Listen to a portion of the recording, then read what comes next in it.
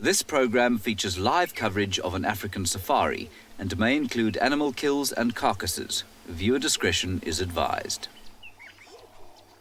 A warm welcome to a beautiful morning here at Ambion in Ngala. And we were so lucky this morning we were able to find a big elephant bull that's slowly feeding. I just want to be like a bit quiet for the next little while. You'll hear there's some hyenas calling in the background. You just hear the swoop like whoop, whoop. But also, you might even hear the elephant as it's breaking some of the branches. But I just want to encourage everyone to hop on board on this live safari and join us here in the African bush.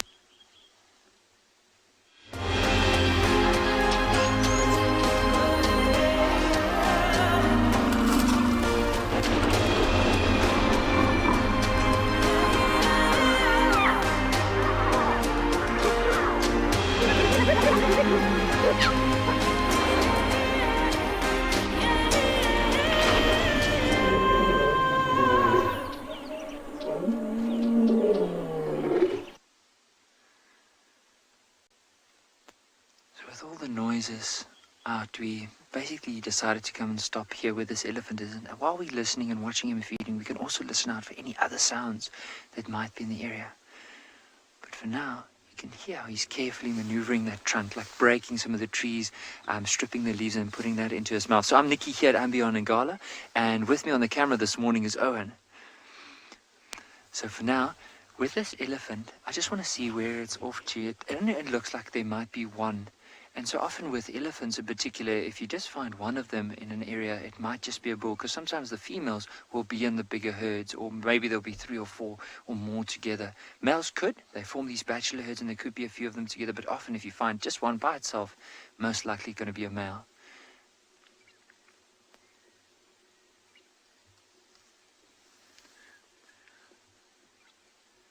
You might just see the silhouette of the trunk. It's still quite dark this morning. But you'll notice as he's stretching up his head, like maneuvering his trunk around that branch, he'll almost grab it and then use those tusks in order to break that branch off to get to some of the leaves.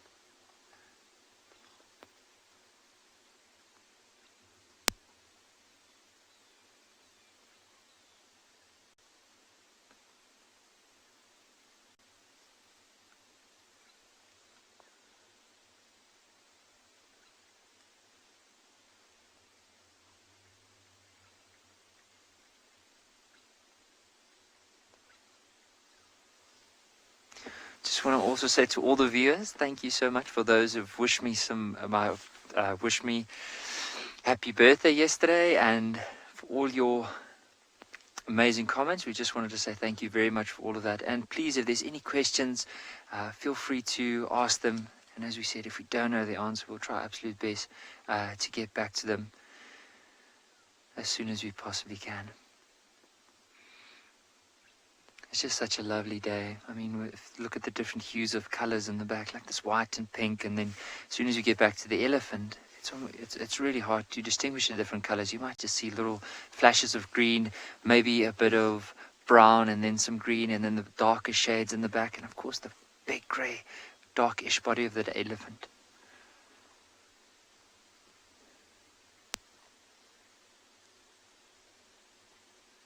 I can just imagine with a bull this size, he'll probably need to eat quite a bit of like food a day, and his diet will probably consist out of a lot of grass, quite a bit of leaves. Maybe he'll strip the bark off a tree, maybe push over the tree to get to the roots.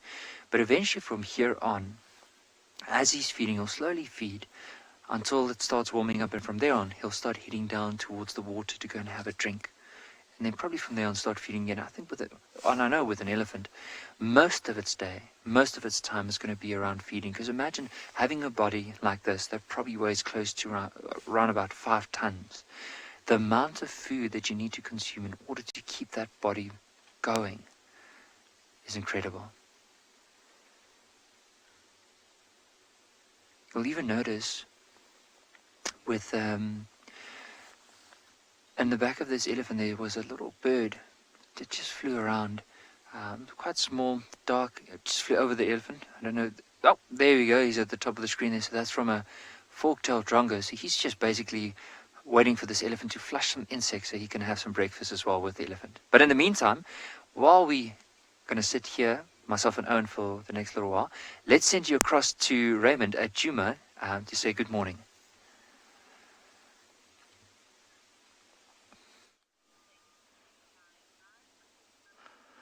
Good morning, everybody. We are at Juma Private Game Reserve. We had a wonderful day. I'm very much sure that you did enjoy the elephant through to you site. So my name is Raymond, together with Nils on the camera. So we would like to wait a little bit on this. Yes, we want to wait a little bit on this hyena to see what is happening. I'm sure that you did enjoy the elephant. So you're welcome to ask any question or comment on #wildlife or on YouTube. So right over here, this hyena, it's keep on sniffing. Doesn't show us exactly whatever it's relaxing or it's waiting for something to happen. So we'll wait a little bit. If we see something or any action about this hyena, if it doesn't show us anything, therefore we'll move. Just a silence of a moment, a little bit, if it will tell us or whatever.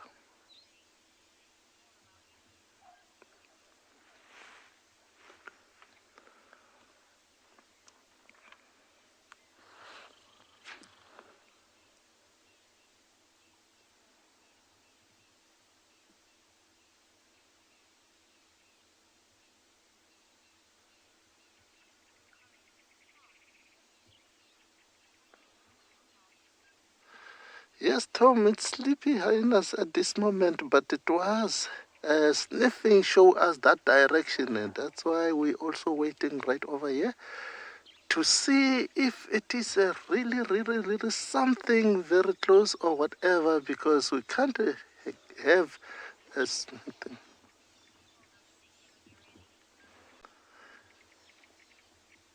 Okay, we will be moved soon if this hyena is not moving. I hope you did enjoy the elephant and the hyenas as well. We want to try to relocate that side of audio of lions this morning. Want to take that road around, moving together. I like to start the morning, and I'm sure that's how you like to start the morning too. My name is Trishala, and I've got Theo on camera this morning with me. It's TNT. this morning, and we are hoping that we'll find lots out here.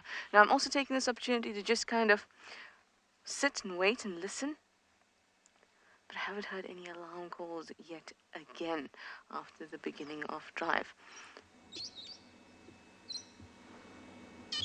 Now, hopefully we'll get another call very, very soon. It's quite chilly, 8 degrees Celsius, 47 degrees Fahrenheit, but still better than the other days. I think spring is coming along.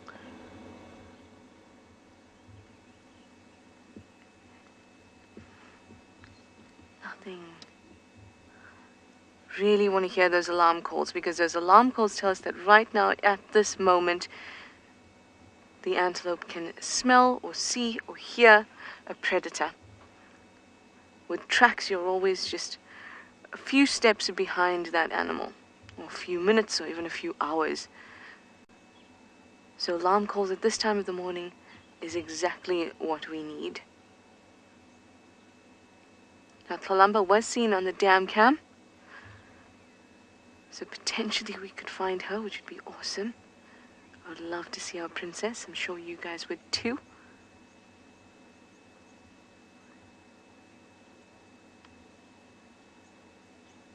Not hearing any alarm calls anymore.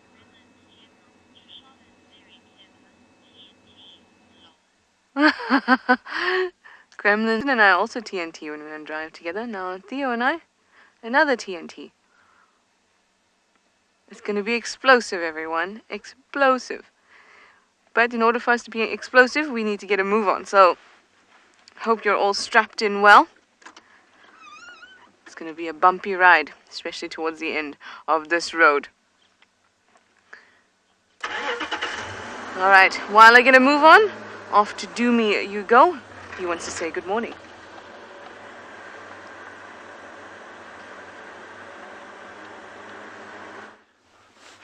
Good morning, everyone. This is Dumi from Beyond Pina Private Game Reserve. As you can see, Marcel's right behind the camera, and we just located cheetah and two cubs. You can see, beautiful morning up here.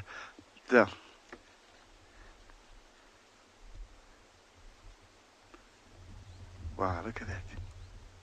It's just sniffing on the ground. Apparently, 2 days ago they've killed an impala here, but now the cub is busy licking some, looks like some leftover from here. I can't see quite well in there because it's a bush behind us. Looks like must be like stomach contact or something, because sometimes cheetah does. They can eat like dung of the animals as well, help for the digestion as well. So it looks like, let me scan the binocular and see yeah, definitely that's the stomach contact. That was a leftover from them 2 days ago. Nothing worse in a while, so they come back again. Normally cheetah doesn't go back on an old carcass. I think it's just because they're passing by. They pick up a smell, and then they're checking up what is actually was left over there. So they cleaning it up, they left over, which is not normal for the cheetah. But you can see they like kind of checking around if there's any dangerous. It might be any other cat, being like leopard or lions, because no bones I can see. If it was only them, there'll be a lot of bones still lying down.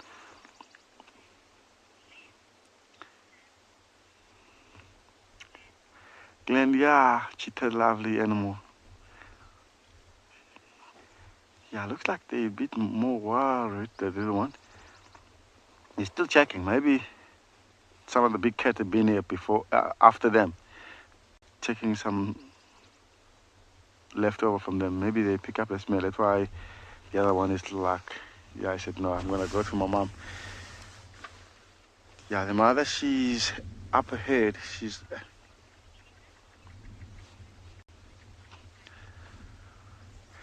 Yeah, well, looks like the mom, she's still continuing hunting. We'll stay with her and see what they gonna ending up doing.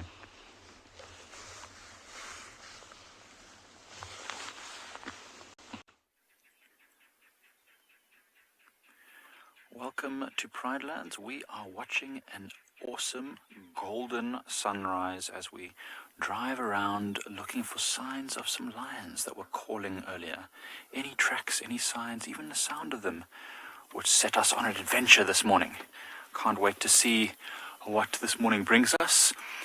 I am Michael Anderson, and behind the camera is Gert. As always, we welcome you to Eco Training Pridelands Conservancy. And as I mentioned just now, this morning, as we were waking up, we heard lions calling in the northern parts of Pridelands, which is where we are now. So we were just driving around to see if we might be able to find signs of them. I know at some point last night they sounded quite close. So on a cold morning like this, they'll be calling, maybe moving around, marking their territorial boundaries. But absolutely just a wonderful time just to watch the sunrise and listen, because it's very quiet. So of course, sounds are traveling beautifully in these bushveld areas. And we know there was at least 3 different groups of lions calling last night. Maybe reaffirming their territory boundaries. A group to the north, one to the northeast, and then a single animal calling not so far from us. What a beautiful, beautiful sunrise. Well, we're going to send you over to Raymond, who's got some hyenas.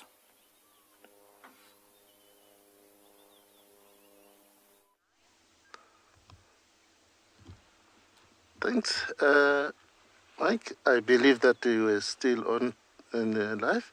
So we had a wonderful hyena right over there, together with the sunrise. It looks so gorgeous. Those hyenas, they're still around right over here. It seems as to me that there was something to eat. Look at the belly, that one. The belly is full, that they did enjoy something. So, but we can't manage to find out exactly where it is. And they just to move around in this area. So we're trying to relocate it if we might see something which is very good, or to see where the carcass is. But we can't see nothing at this moment. But the bellies are full. So they just move around, move around, move around. Sniffing, sniffing. So we'll keep a minute together with them in order to see if it is something. If you can look clearly, that one in front, the belly is full.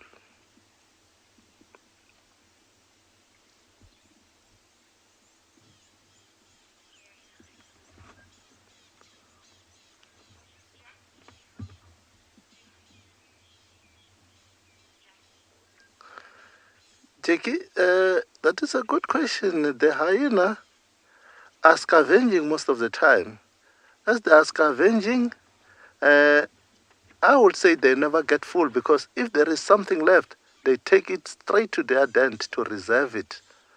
So they can last for 2 to 3 days without eating, but they are very, very strong on hunting, because as they are scavenging, they don't know when are they going to get something to eat again.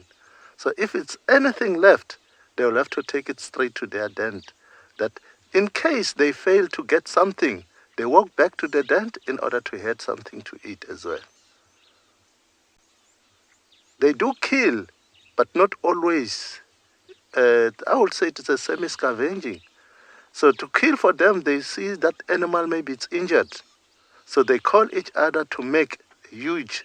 So therefore they can manage to win. One hyena doesn't approach any animal to kill. They're a little bit coward.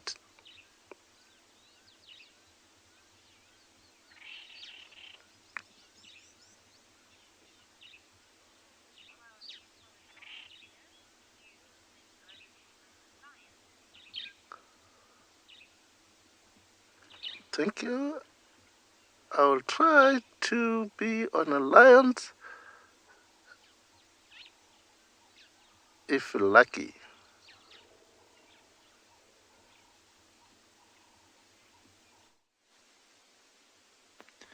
So I really hope Raymond is able to find those lions. We've been very lucky this morning. As we were driving away from that elephant, we came down another road near the river, and we managed to find quite a few lions. When I say a few, there's probably around 5. Now, just looking at them, it does look like a pride that has probably come from the eastern side of the reserve. And pretty soon I'll just grab a map to show everyone. I think before we head back to those lions, I just wanted to take an opportunity just so that everyone can see more or less where these lions are from. Just want to grab out my map and then alright, here we go. So we are currently, just to give you an idea, we are roundabout right over here. So we're on the eastern side. So this is east on this side here. This is west, this is south, and this is north. So we basically right over here. And the Greater Kruger area is on this side here, and then of course the Timbavati here. So we're right in the middle of these two. Now this pride where we found them now is right over here on the side of the map, so on the eastern side. So bearing in mind, I'm not too sure which lions they might be. I think they are from a pride that we often, well not often, we do see them in the area, but their territory mainly stretches in this area here. And now and again they'll move into this part here and then move out again. And normally that pride is a lot bigger than the one that we're seeing now because there's only 5 here. But what my opinion would be is that this is probably a breakaway from this initial pride that often occurs in this area. So have a look at this one male that just lifted its head. You'll notice there's quite a bit of mane already.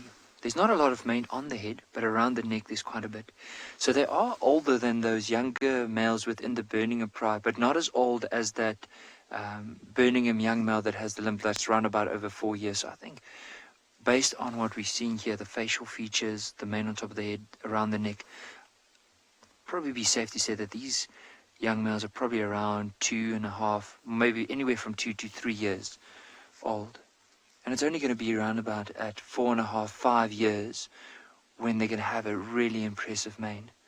And I could see 2 of them. You'll notice with the males, look at that one there, the color of the back. You'll notice there's a lot of gray and dark colors. Now if we go to the females that are in the road, the one just lifted up her head, look at the difference in color. They have more of a sandy, brownish color in comparison to the males. But have a look at that one that is now sitting up. The way she's positioned, if you look at the ears pointed forward, look at the muscles. I mean, this is an animal that sleeps nearly 20 hours a day and only moves whenever it needs to move. And look at how muscular she is. Almost makes me think, what are we doing wrong? But very elegant. You can see the way she's tucked those back feet in under herself. And I wonder if it's maybe a bird that's moved in front of her, maybe an impala. You'll notice that all of them have a pretty big belly. So I'm sure they made a kill during the evening or maybe yesterday afternoon or even early this morning. But because they are lions and they're very opportunistic, if there is an opportunity to present itself, they will definitely try and give it another go. And I can imagine that this lioness and the one right next to her must be related somewhere, maybe 2 sisters, and they're the ones that are most likely leading this pride.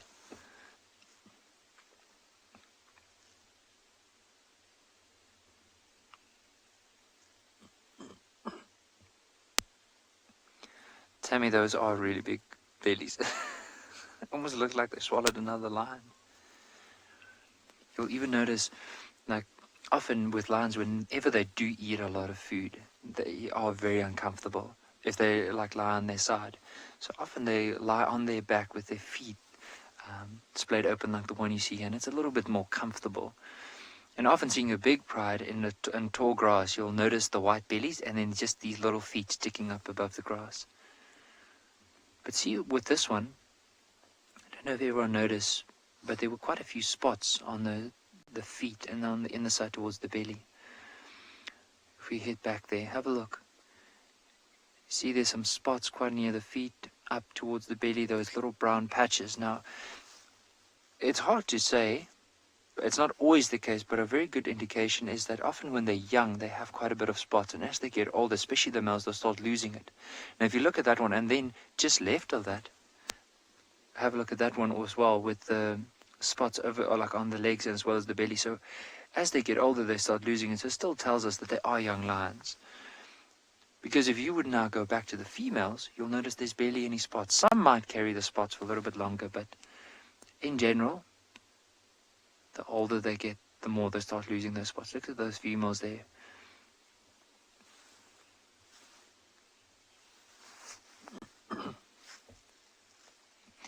Snazzy, with the mane, they'll start, especially the young males, they'll start showing it around about at the age of 7, 8 months. Then you can start distinguishing between the males and the females by the mane in general, because you'll see there's quite a lot of fluff under the neck of the young males. But once they get to around about 1.5 years, 2 years, that's when the mane really starts developing. And it doesn't look always as great when they get to those ages because they don't have a full mane. It's only under the neck where the majority of the mane would be. And then as they get to around about 4.5, 5 years, that's when they start developing their full mane over their head, behind their neck. And normally after 6.5 years, that's when they have a fully developed mane.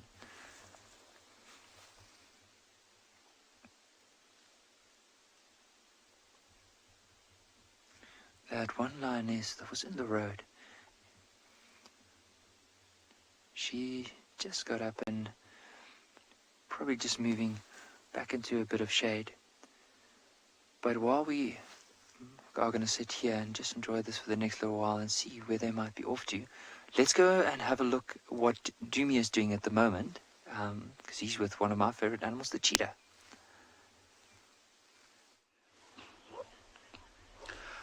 Welcome back, everyone. We still here with our beautiful cheetahs. As you can see, they start actually moving again. The mom, she was like trying to hunt, but she missed already.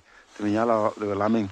Now she come back to her cubs, so we're gonna start following them and see if we can catch up with them. Okay.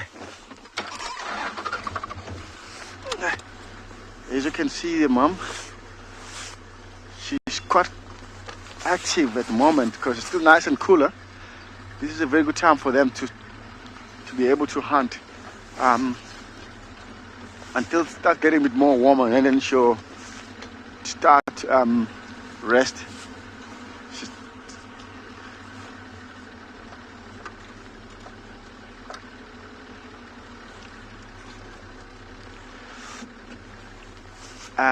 We do have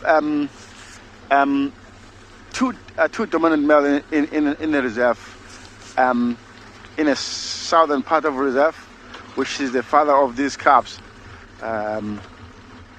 But they don't stick with the female of the calves. They will be all by themselves. We do have a dominant male.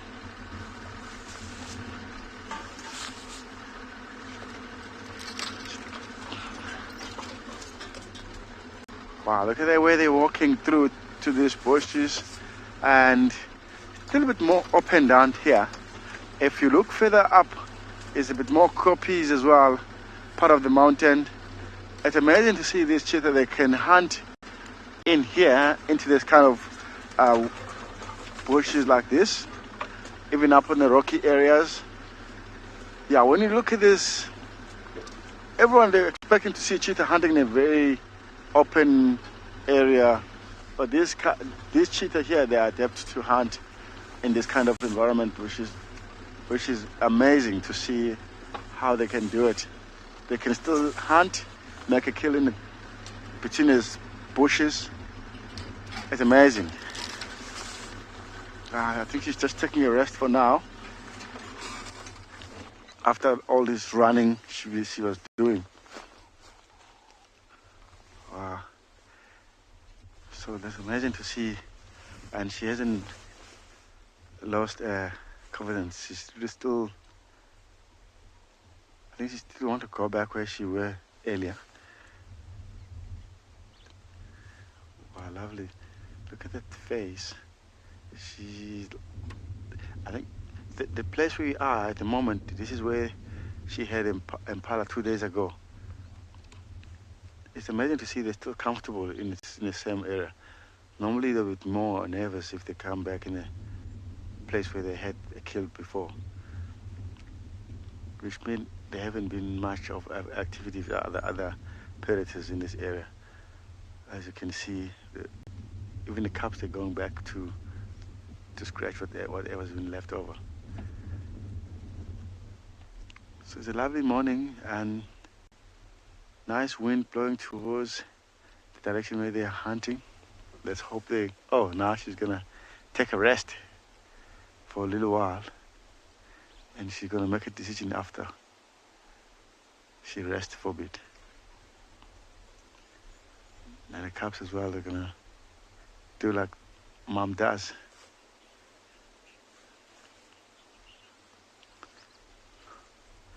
Wow, look at this one. Yeah, we'll just stay with them as they're still resting for now.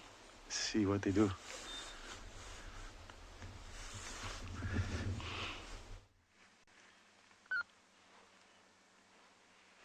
So much excitement. I'm watching this wonderful impala ram. See if he has any messages for me, such as an alarm call. He's staring out towards Viatella Dam. He's on quarantine. No, but he's chewing. Isn't he beautiful? So he's grinding and grinding and grinding. That cud, because he hasn't been feeding, he's just been standing here. Let's see if we can watch him swallow and then throw up another one.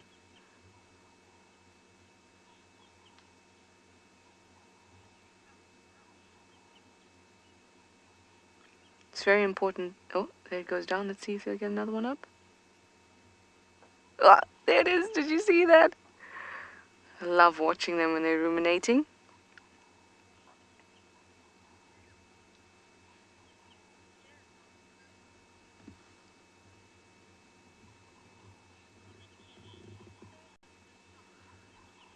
Kelly, you say his fur looks so soft.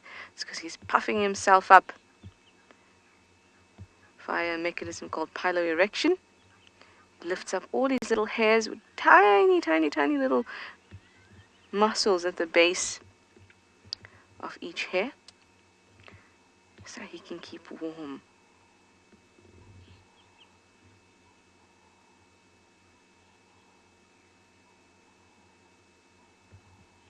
He looks in great condition. Now that the rut is over, you'll find that males are looking a lot better as they lose condition during the rut, but thankfully for him, he seems to have come out on top. Wild Earth relies on support from viewers like you to carry on broadcasting our daily live shows. A small donation goes a long way in helping us on our mission to connect the world with nature. Please visit our support page to see how you can help and become part of the Wild Earth family. Yes, indeed, I believe that we were enjoying the impalas. Now we are having the elephant, just a small head of elephant, together with the young ones. It's a breeding head. They are very relaxed as they show their braveness. They are busy grazing and browsing, eating everything. You can see the trunk while it's doing like this is taking the soil off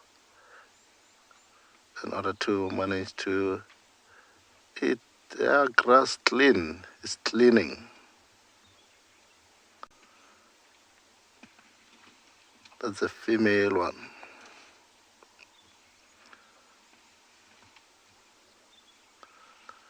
That's easy to identify the female and the male through to the head and the tusk.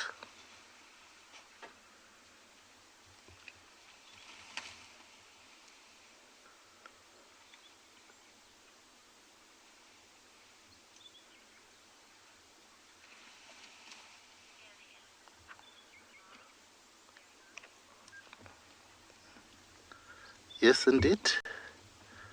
It's very nice. Those animals, they don't rush. They're choosing what they want to eat. Mostly they like this one have got some moisture.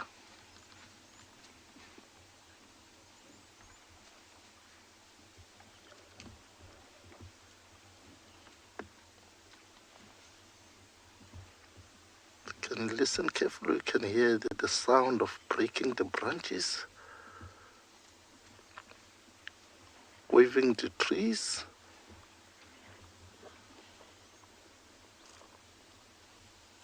Nice audio of nature.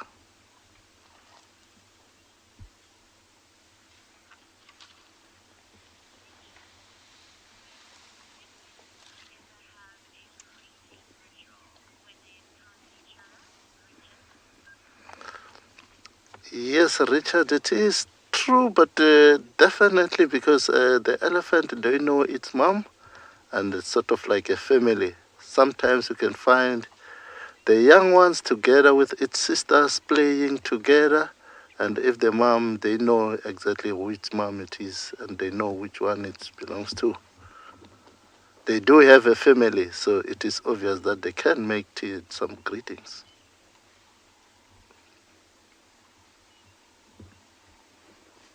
Can you explain the greeting?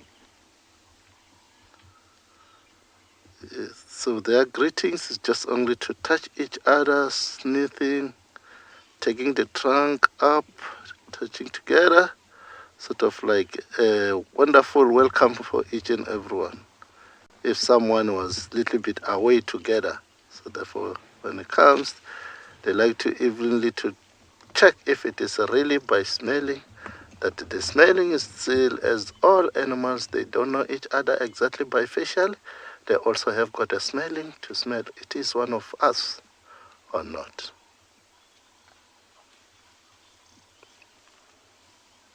So you can see evenly that one, he just come and greet his baby and take his baby outside. Baby, come, let's go.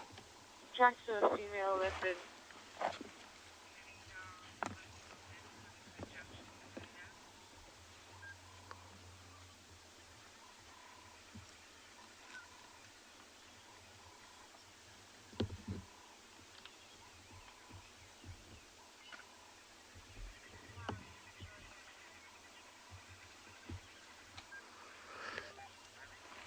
As we're going to stay together with the elephant, we'll just only change the direction for a while.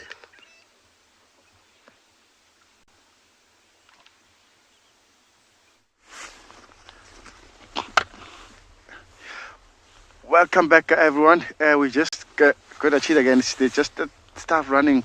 Looks like the mother, she just spotted something across over these bushes over there. We can't see, but it might be some inyala hanging around there. We're trying to stay with her and follow up, see what she does. Okay, we're just going before we lost her. Yeah, looks like it must be something interesting to what she spotted there. Maybe some inyala or impala. Because earlier on she were trying to hunt there, but I heard some alarm calling of inyala. Maybe she spotted those inyala, maybe they didn't run away from her. We'll try. We just lost her video for now. We'll try and see if we can find her again. Wow, guys, this is excitement.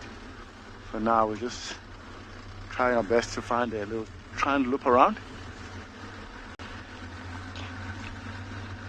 And also, I don't see any movement somewhere, but they have very good eyesight, cheetahs. So let's see if we come around. Let's see if we can get some. Maybe so we'll see some.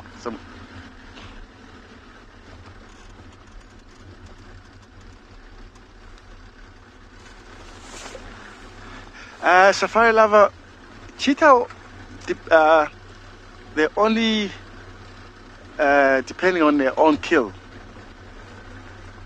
unless if they're in enclosure. But if they're in a wild like this, they're trying their best to avoid any of their dead carcass, because they don't. The reason why, because they don't know who kills that. They don't want to put themselves in danger. Safari lover. Yeah, the cops are just crossing the road. The mom, she head that direction, and from here we won't be able to follow. We were trying to move back a little bit and then see if we can get another view from the mom.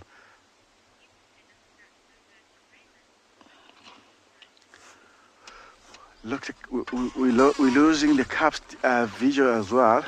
We're trying to move back and see if we can find them again.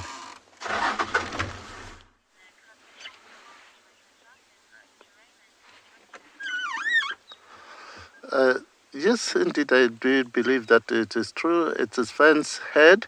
I just want to move a little bit forward that we can manage to view here exactly. So, because now it's a little bit camouflaged.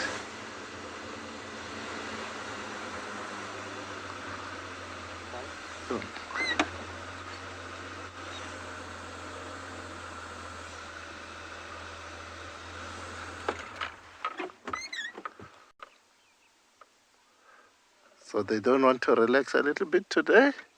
It seems as maybe as it was for a while. So they're getting afraid of the vehicle. So they just move over because maybe they split it together. Some they are far, some they are far. So they want to join together in order to have full protection. So I want to reposition again a little bit. Sorry. I want to move back.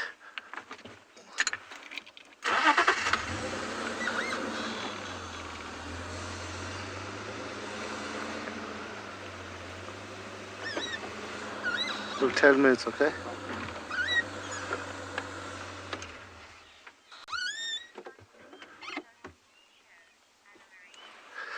Yes, Anna Marie, it is indeed, it is very nice. She's almost relaxing. You can get closer as much as it is. She's used to the people and she's old as well. So she can manage to control the head.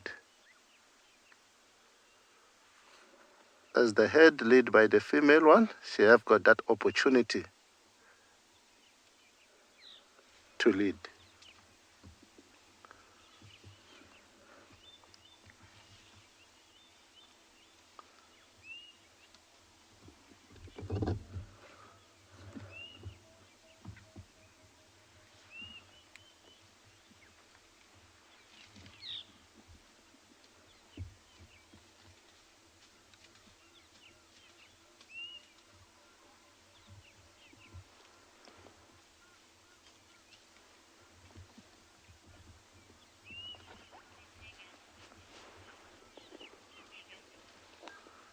Yes, Megan. Morning station, Basla. Sorry, it was sort of like a radio for me. Yes, they are on a mission.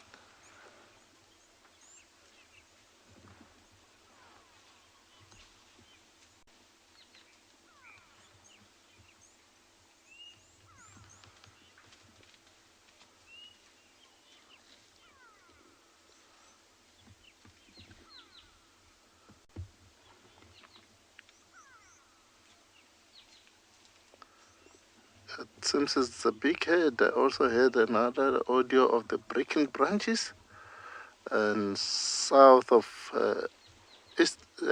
south of where we are on this position. And it seems as there are plenty. It's a big head.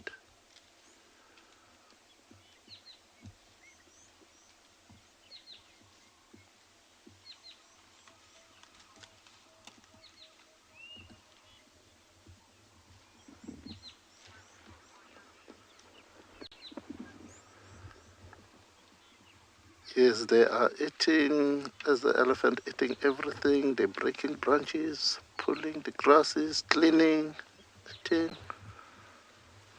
Try to move a little bit slowly together in order to protect each other.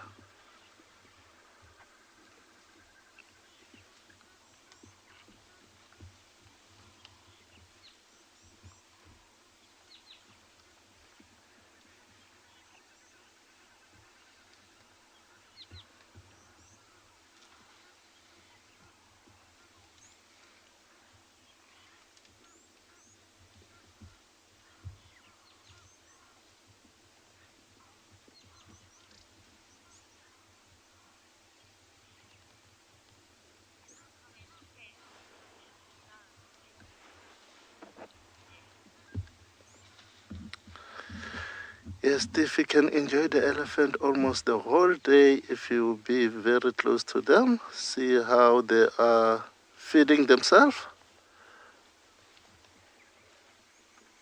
And the communication, they do communicate together.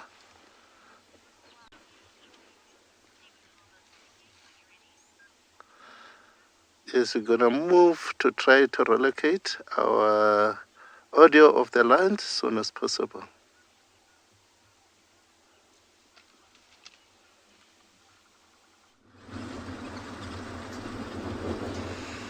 Talking about the audio of the line, so eventually we left that pride that we saw earlier. So the bellies are quite full. They're not going to be heading anywhere pretty soon.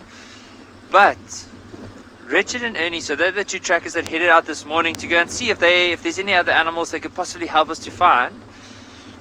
And they've given us some news, but unfortunately I can't share it with you as of yet. But it'll probably take us 5, maybe to 10 minutes to get there. And hopefully, no guarantee that whatever we are hoping to see would be there. So it is an exciting part. That's why we left those lines. But yet again, we can always go back to them this afternoon. I don't think they're going to be heading anywhere pretty soon, knowing that their bellies are so full.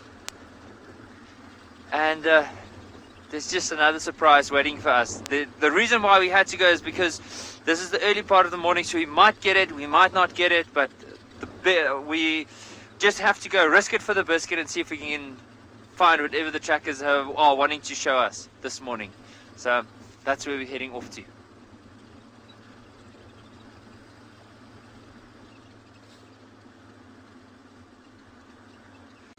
This is very, very exciting. I think that's one of my favorite things about a game drive, is because each and every corner that you take as you venture down into this beautiful road into this African bush, it's like you don't know what you're going to find. I mean, the one day we can find a herd of 50 elephants, the next day we might find nothing. We'll only find some zebra, maybe wildebeest, then we could find leopard, maybe a civet, caracal. But it's that unknown that really motivates us to get up in the morning. So, not too far, but in the meantime, while we're still carrying on to go and see if we can get this, let's send you across to Tswalu.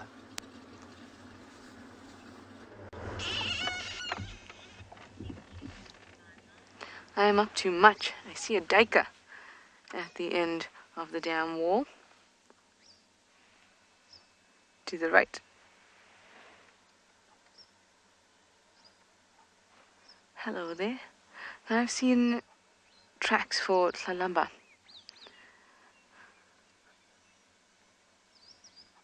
Heading south in Twin Dams. But they've actually cut across the drainage and would probably come out on Central. So that's where I'm headed to now. And I also heard these faint sort of growls. When I was on Twin Dams Road.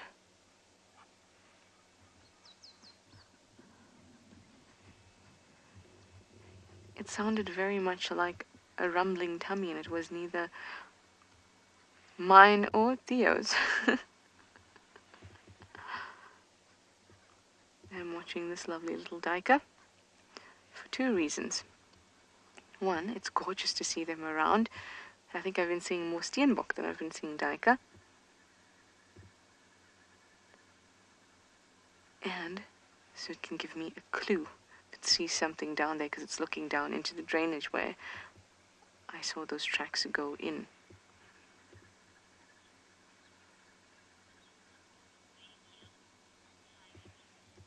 Tiger cubs, you'd like to know this is some kind of baby animal. It's not some kind of baby animal, it is a lovely duiker. So a duiker is quite a small antelope, as you can see, and this is an adult.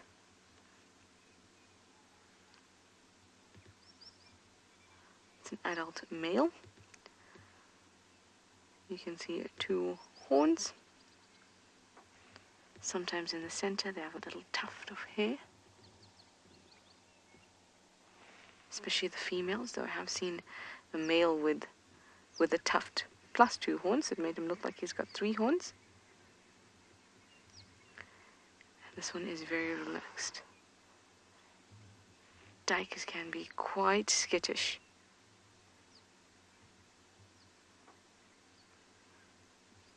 So it's really nice to see this one and have a good sighting of it, actually.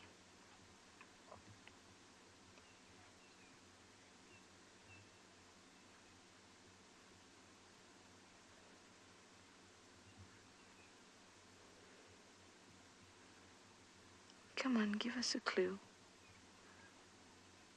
No. So the only one you'd see that's smaller than this one, or than this antelope, is a steenbok, which is about 11 kgs, while a duiker is about 17, between 16 and 19 kgs. So it is pretty small. Alright, off it goes down to the dam. Perhaps it'll go and drink. Shall we have a quick look? We're not going to go too far ahead because we don't want to scare it. Whenever animals come to a water hole to drink, it's a very vulnerable position for them. Oh. And it's tucked down into the drainage. Oh well, that was a nice duiker sighting. But I'm going to send you over to Ngala with a fluffy surprise for you.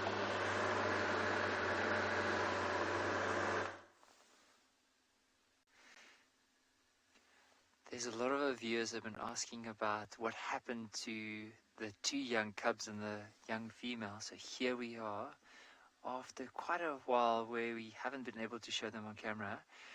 We were so lucky this morning, Richard and Annie, as they were tracking, they found her, and as they got closer, they saw the young cubs just behind her. So they're all in good spirits and looking good. Of course, brother and sister early in the morning. First it's time to play. Probably had a nice drink from mom and now it's playtime.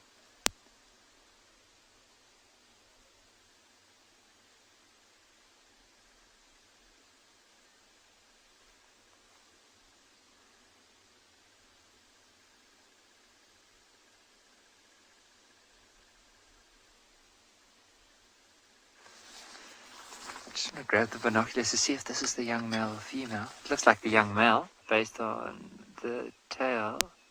Sorry. Yeah, it is the young male. But how beautiful is the light on these lines?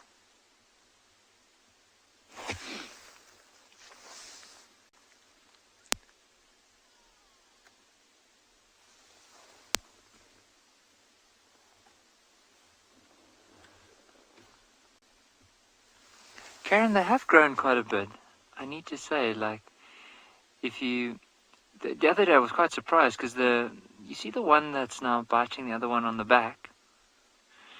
So the the one closer to mom is the young female. So that one close to mom now is the young female. And the young male is the one back. And the other day, or yesterday, we actually started tracking them into this area. And I couldn't believe the size of that young male's tracks already. It's already bigger than that of his sister.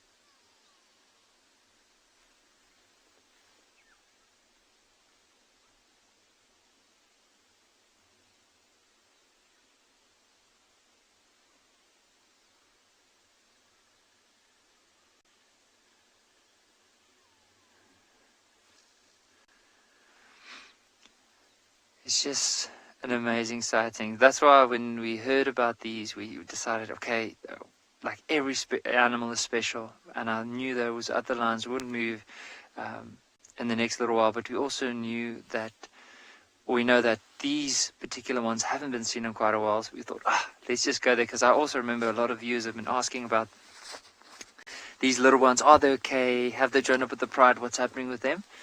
But I'm also so happy to see them here and still see that they are alive, because often it's hard. I mean, with lion cubs, it's not an easy phase that they're on in their life. So most statistics will show that lions, probably 80% of all lions, won't make it to the age of 2 years. And especially with females that have their first litter. And for her, she's been doing so well in order to look after them. And they look like they're in a really good condition. They might look a bit skinny here and there around the edges, but that's part of their whole growing up at the moment. But even if you look at her, look at how, even her condition, she's in really good condition.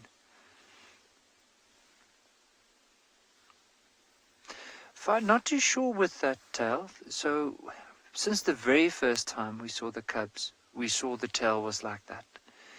And not too sure if it was mum picking it up by the tail, or maybe it was the sister and him playing. I'm not too sure how that all happened, but I remember from the very first time we saw him, he had that little patch missing on the tail, and the young sister actually has a patch missing above her tail on her back. You'll notice she's now the one that's lying close to mom, but if she stands up, I would like to point out, it's like this little patch that's missing, and also not too sure how that happened. Maybe it could have been from when the pride joined up, but even then beforehand, before she even brought the cubs to be joined up to the pride, that young male already had that part of his tail missing. So not too sure how that all happened.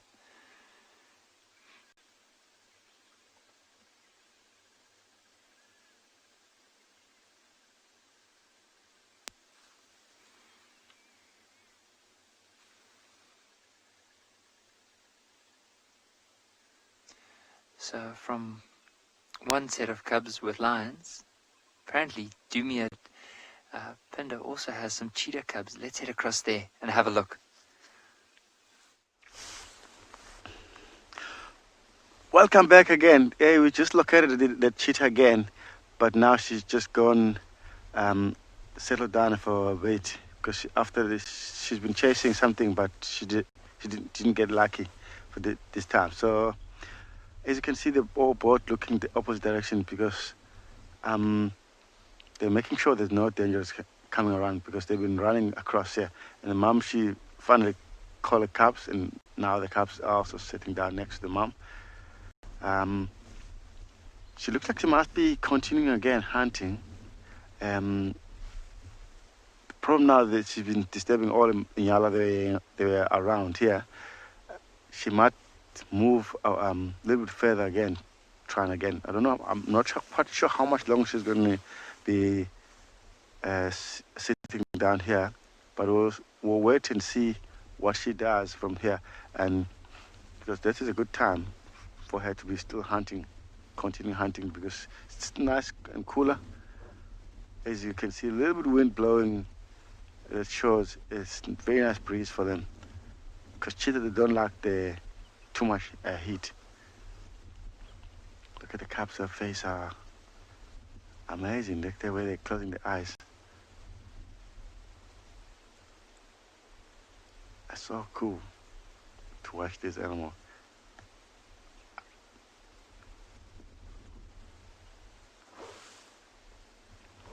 It's lovely to see them change direction to direction. The way where they were earlier on, she completely changed their main direction to what she was leading, because she spotted Saminyala earlier.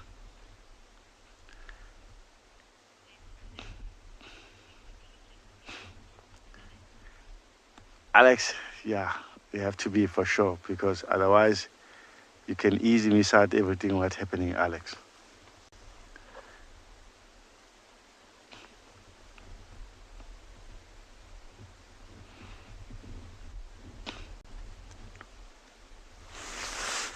Okay, she's licking herself, cleaning herself, making sure.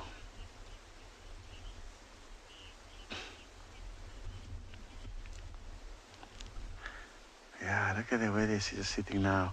Well, because we're not too sure how much longer they're gonna be here. Well, like always, patience always help. We'll stay with them.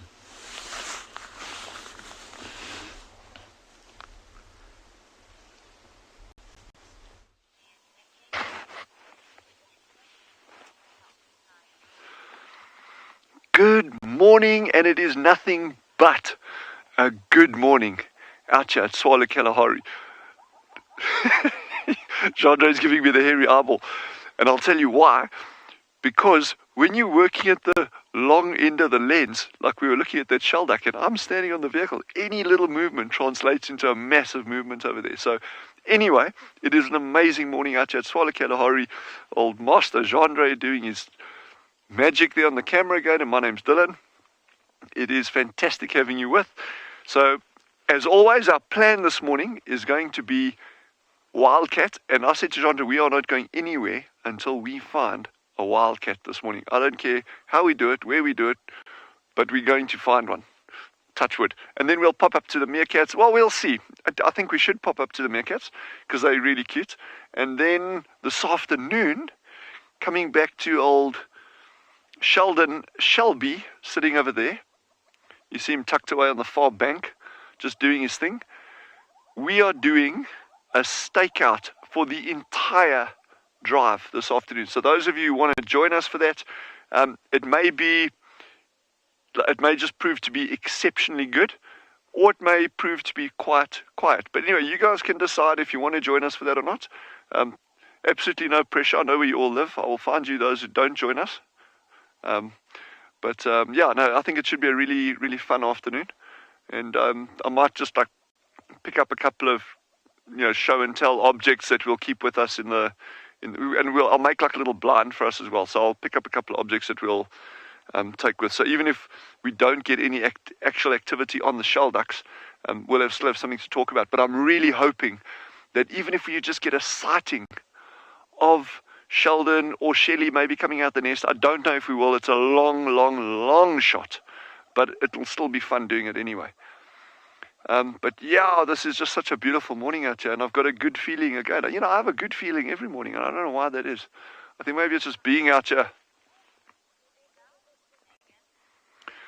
Megan says, ooh, a stakeout. The stakeouts are like my favorite because, it's always fun driving around because you see different areas and that kind of stuff. But to sit quietly in one spot is probably the single best thing that you can ever do in the bush. And it doesn't matter where you are. You could be in a forest in Germany. You could be in a redwood forest in the States, or somewhere in South America, or somewhere in Australia.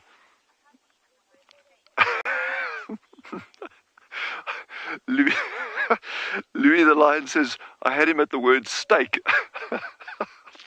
Make no mistake. Yeah. But yeah, this is going to be good. I'm just loving these reflections on these lapwings over here. Right on the edge of the water, there's some gorgeous little blacksmith lapwings, and look at those reflections, eh? That's stunning, eh? It's just after little invertebrates. Yeah, I think we're going to head on slowly, and we're just going to amble up and down, and let's see if we get that wildcat. It's a long shot, and maybe we'll go to the meerkats, maybe we won't, but I'll decide that later.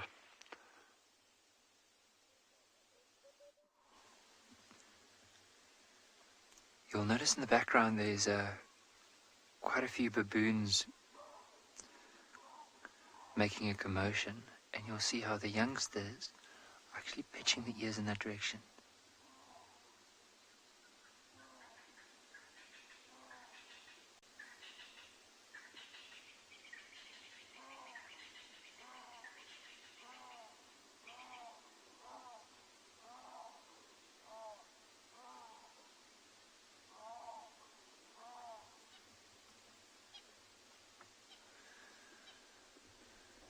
So it sounded like there was a bit of tension probably within that troop of baboons, and of course probably some of the dominant males just had to reaffirm the hierarchy amongst the troop.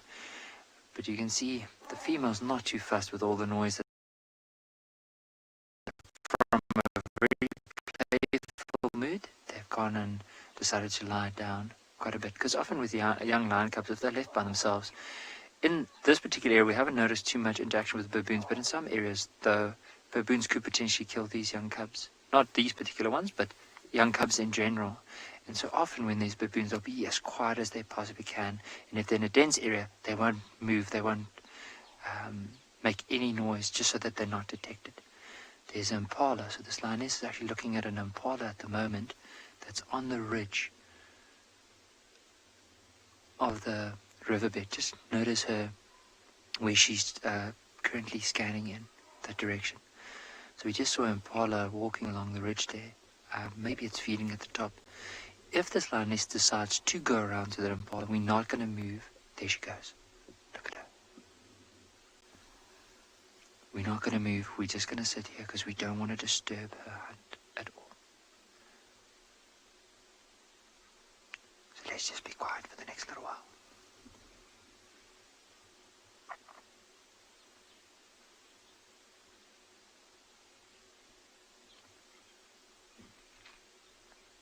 Rachel, they are absolutely adorable. So that impala has no idea this lioness is here. She's moving closer and closer. So I might be just quiet for the next little while, but I want you to listen out. Now, Owen, I know it's hard going to be focused, but I don't know if you'll be able to see her in the grass.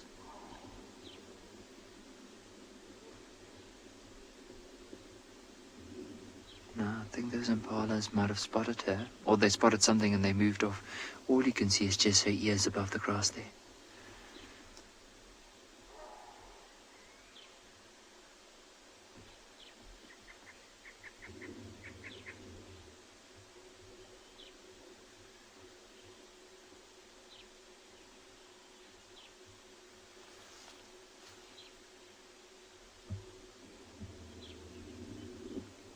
Looks like she might have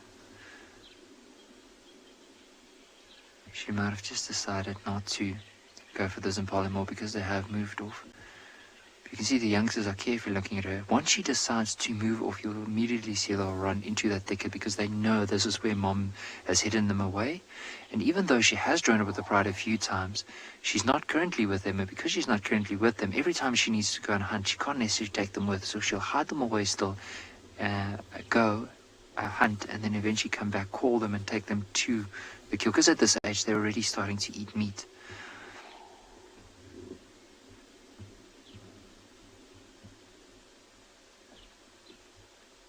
But just look at how carefully this female, or how still she's just sitting. It's hard, even for us. I mean, we're lucky enough that we can zoom in a little bit to have a look, but with the naked eye, it's hard to spot her. You can only see this little bit of black behind the ears twitching now and again out of the grass.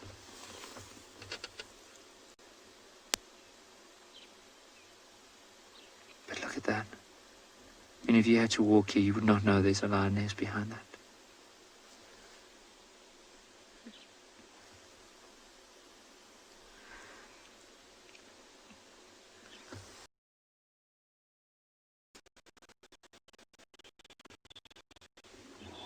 Peter, it's really a awesome sound to hear when, especially the cubs call one another, or when they call the mom. It's like, ow, ow. It's an amazing sound. It's almost like a little contact call. But if you look at those, or this one particularly here, it is the young female. She's a little bit dark in color, I've noticed, in comparison to the young male. But both of them are just looking at mom, just to make sure or see what her plan's going to be, because most of their communication is going to be through body language. Without her even having to say anything to them, they'll know what's happening.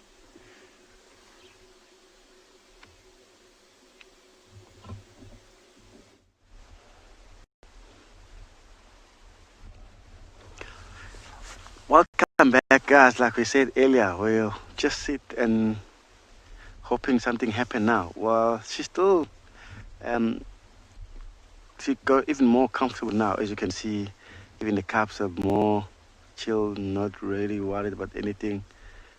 But as you can see, the way she's just lying like that.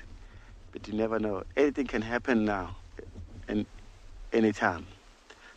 So that's why we never give up to stay with these animals in the wild like this. So because we know anything can come to her mind, and then suddenly she just get up and move, and for hunting. Because these calves definitely they need to eat. Looks like they haven't eaten for like 2 days already. If you look at their bellies, that that's actually a big pressure on her. That's what she really needs to do. She needs to hunt for them. It's lovely to see the way she lie down completely, looks like she's not gonna do anything. Suddenly she just lifts her heads up and checking around. That's what happened to them normally. When they lie down, as you can see, start yawning. It might be a good sign. Also, licking herself, and she might get up and go. That's always we know. She might be leading us in a good action. But as you can see, the calves also start getting up, showing the mom, we need something to eat. Yeah, it's a wonderful morning today.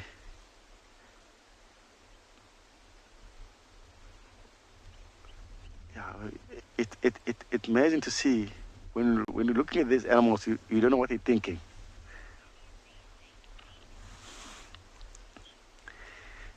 Yeah, that's true, Natasha. It's a beautiful. It's interesting to see how they keep on growing like this.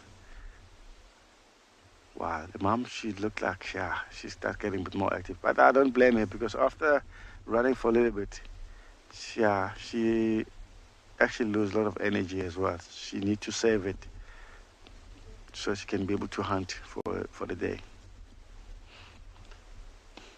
He said, Mom, this is my turn now.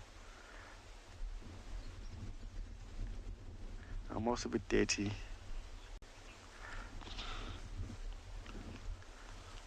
Wow, look at them. You never know what's going to happen. Yeah, we'll just be like normal with her.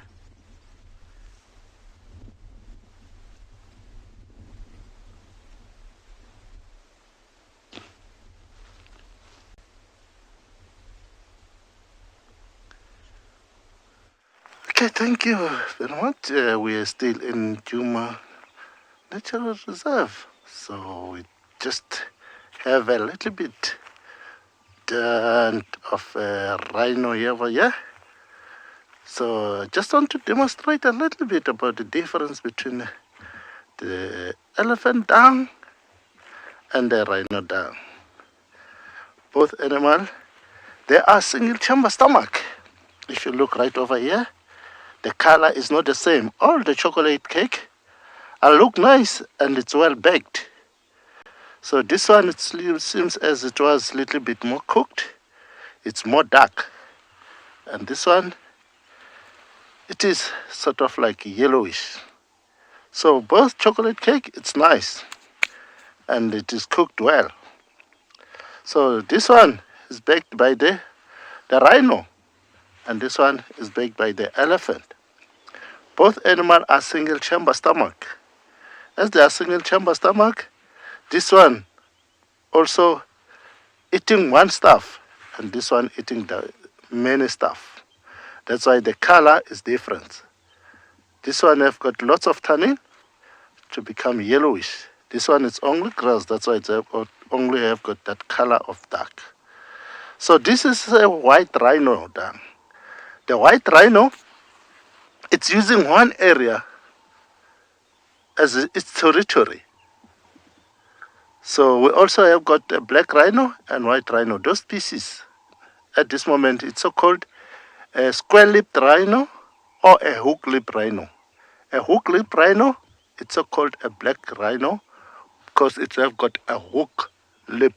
So it's called a hook-lipped rhino. Long time ago, it was allowed to call it a white rhino or black rhino. But nowadays, some, they say it's sort of like a racist. The reason it's a racist, it's almost according to their behavior. The black and white rhino, their behavior is not almost the same, it's different. So the white rhino, it's only eating grass, and the black rhino, it's only eating leaves, it's bronzing. Those rhinos, you can identify far from the distance that this is a hook-lip rhino or it's a square-lip rhino. The head of a square-lip rhino, it's always in the ground. It's grazing. And the head of a hook-lip rhino, it's always on the air. It is bronzing.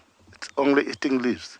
That's why where they're eating, you will find the branches on 45 angle.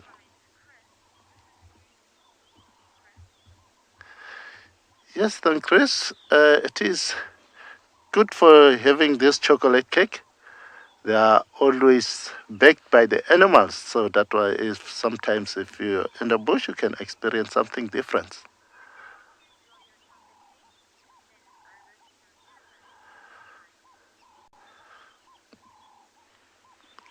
Okay, thank you, Mark. Go ahead on the elephant.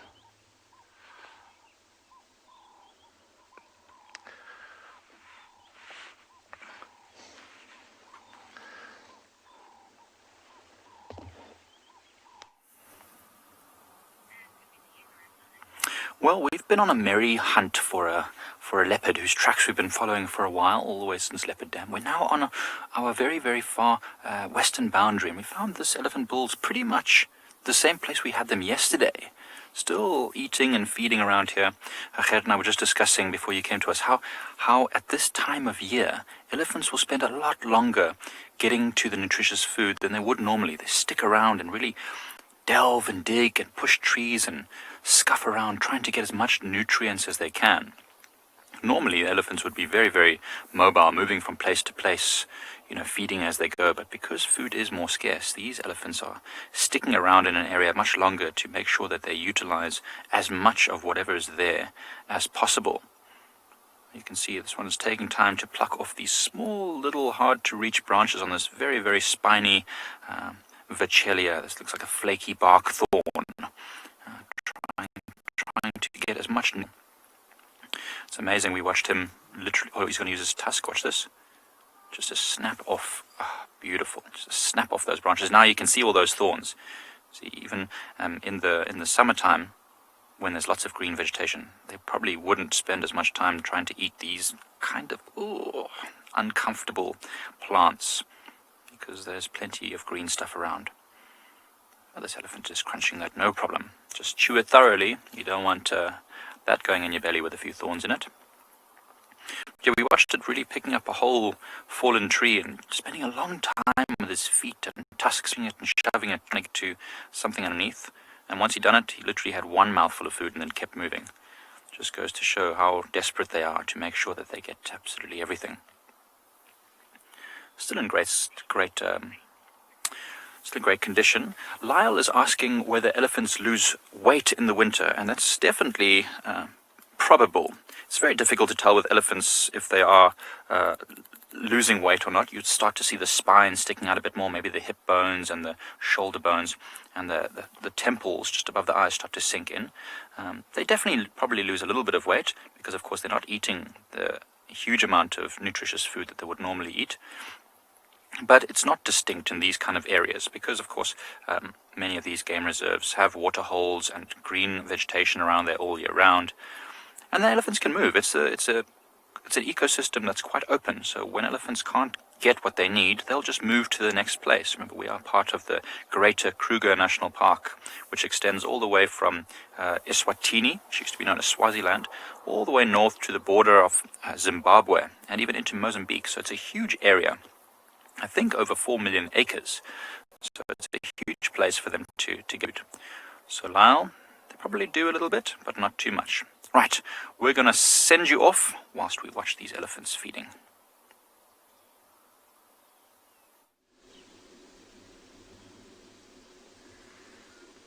These two little lion cubs are having a bit of a play fight.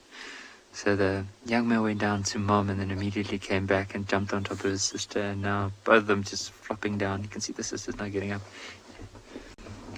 Probably just giving him like a little bite on the right foot for jumping on her.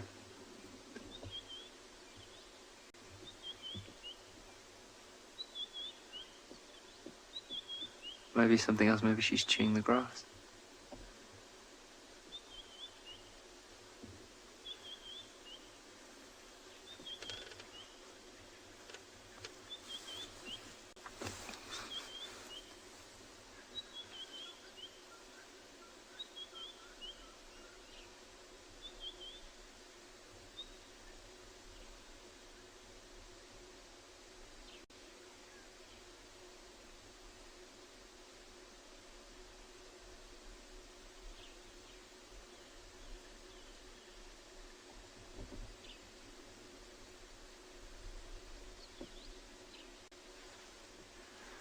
So Mum's still lying down on the other side of the bank. You can see now and again the youngsters would just pick up their head to have a look at Mum. You can just see her ears still, but she hasn't really moved.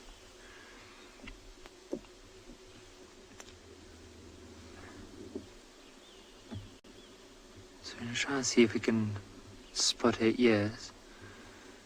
I think from there on, no, it might be slightly left. Oh, there she's actually picked up her head now.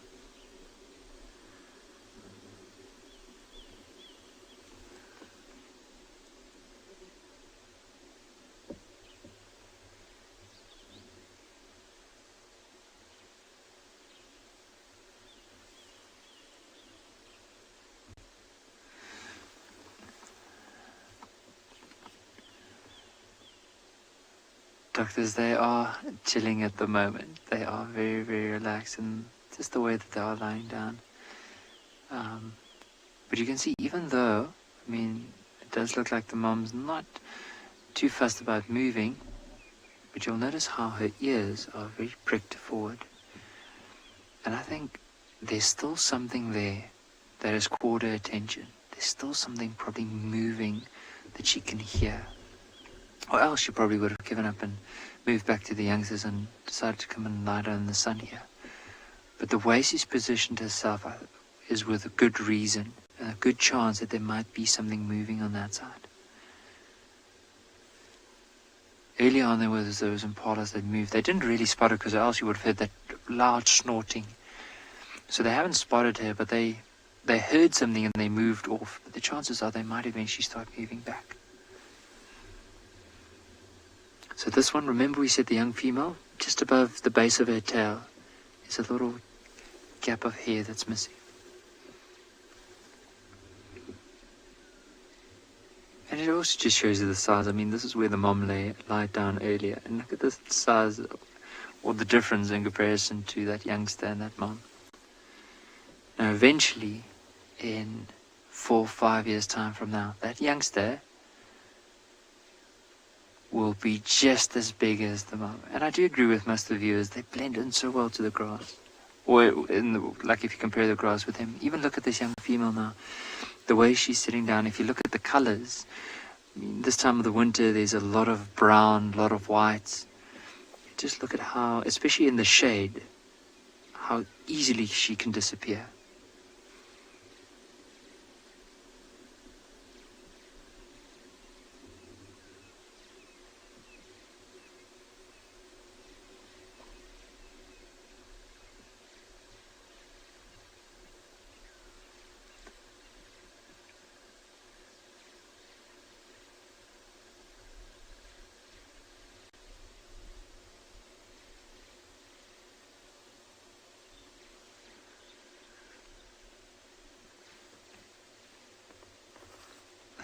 Sure, I can believe it. They've grown quite a bit since the last time you would have seen them. Because I spoke to her last time we saw them on camera was probably a month ago, if not more. And the thing about these youngsters are they have to be quite tough at the moment because mom is moving quite far distances. And the thing is, they need to keep up. Because they're also at that stage now where mom's not necessarily going to carry them anymore. They have to follow her, and they're doing very well. And I'm sure whenever they do get tired, they'll probably go that call where they'll go like, no, and mom will just say, okay, that's enough for the day. But as long as she can push them to move as far as they can, she'll move with them. Over the last little while, over the last 3 days, she's probably moved close to 20 kilometers with these youngsters.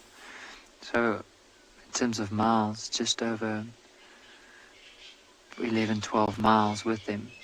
And that's quite far for a youngster to move. I mean, this age. And it's like, if you look at the terrain, it's not an easy flat terrain where they move. It's up and down hills. It's through tough river sand in really dense areas. So whenever they get an opportunity just to enjoy a bit of sun and a bit of playtime, I'm sure they'll make the most out of it.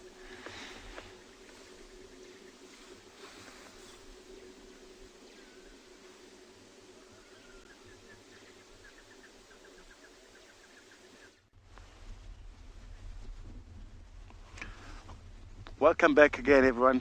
We are still here with our lovely cheetah. As you can see, she just changed her position earlier where she was, and she come lie down here again.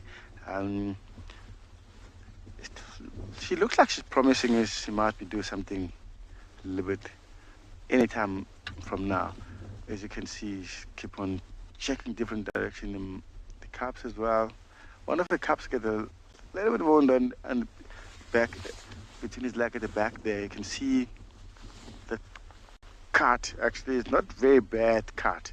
It's just a very like a light cut, because also good she can able to clean that wound, which is good. And yeah, it looks like it might be like a tree cut or something like that. It's not like other cat they've been trying to kill it, or not really like that. Well, look like Mom, she's just standing up again. She not too sure what to do for now, because she's been moving around a lot in this area. She haven't moved too far from here. She knows that she's been disturbing whatever hanging around this area. She needs to find a fresh area she haven't been to, so she can start fresh hunting there. There she goes, slowly moving, and the way she's moving, like, she looks like now she make up her mind. She really knows where to go now. But the cub's still like thinking, well, Mom, keep going, Mom, we'll catch up. I like the way she's moving, and keep on checking her baby at the back. See, what are you guys doing? Sometimes when the cubs keep on ignore what she does, she come back and like disciplining them, and then they come follow her sometime. Now the cubs are gonna join her as well. Wow, that area where she is, oh look, one of the cub was climbing up on a tree. The muscle is gonna try to zoom into the way the cubs is. Look at that, the way she's climbing. It's amazing. Look at that. But the tree is too straight to him to climb all the way up. Look like trying to coming down. Wow. Normally, if the tree is not straight enough like that, they can climb almost all the way up. Yeah, look at them walking again. The mom, she's leading them now in the kind of same direction where she's been earlier on. It's amazing to see that she looks like she's moving a circle in this area. She loves this place. I think oh, look at the cubs chasing each other, playing again. We'll stick with them because we don't know how far she's gonna walk. We'll just stay with her.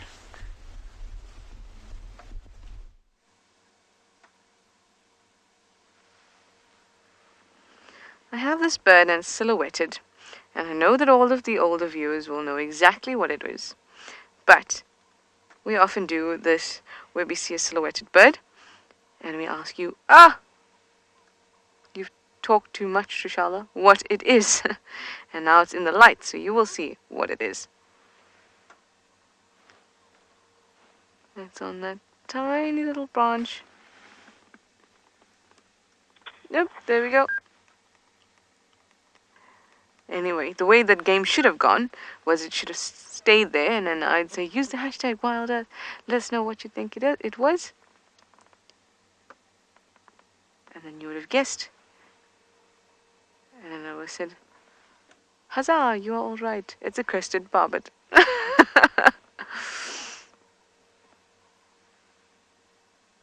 Lucia said it first.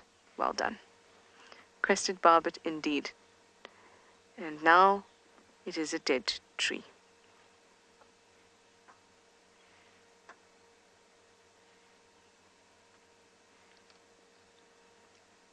Well, I've been looking for Tsalamba and following up on tracks, and I couldn't get her, unfortunately, and I couldn't pick up any tracks in Central, so she went into this drainage, and then I don't know. So I decided let's just enjoy the rest of the drive and look for some smaller things. And I'm going to make my way up to Buffelshoek Dam. Maybe there'll be some illies to brighten up my day. That would be lovely.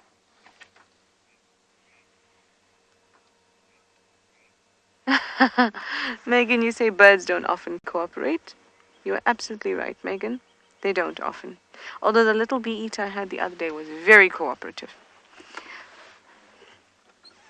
It was like its first day of work. Very alert and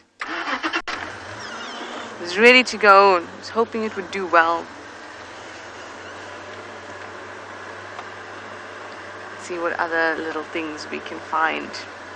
I want to find for you a knobthorn that is flowering. The one in camp I told you has started. And it's very, very pretty. I love the color. It's sort of like maroony, burnt red kind of color when it's just the tiny buds. That's what we're seeing at the moment. So it hasn't burst out into the white flowers that we know. So let's see what smaller things we can pick up. I'll send you over to Dylan in the meantime. He's looking at his wonderful landscape and the Kalahari.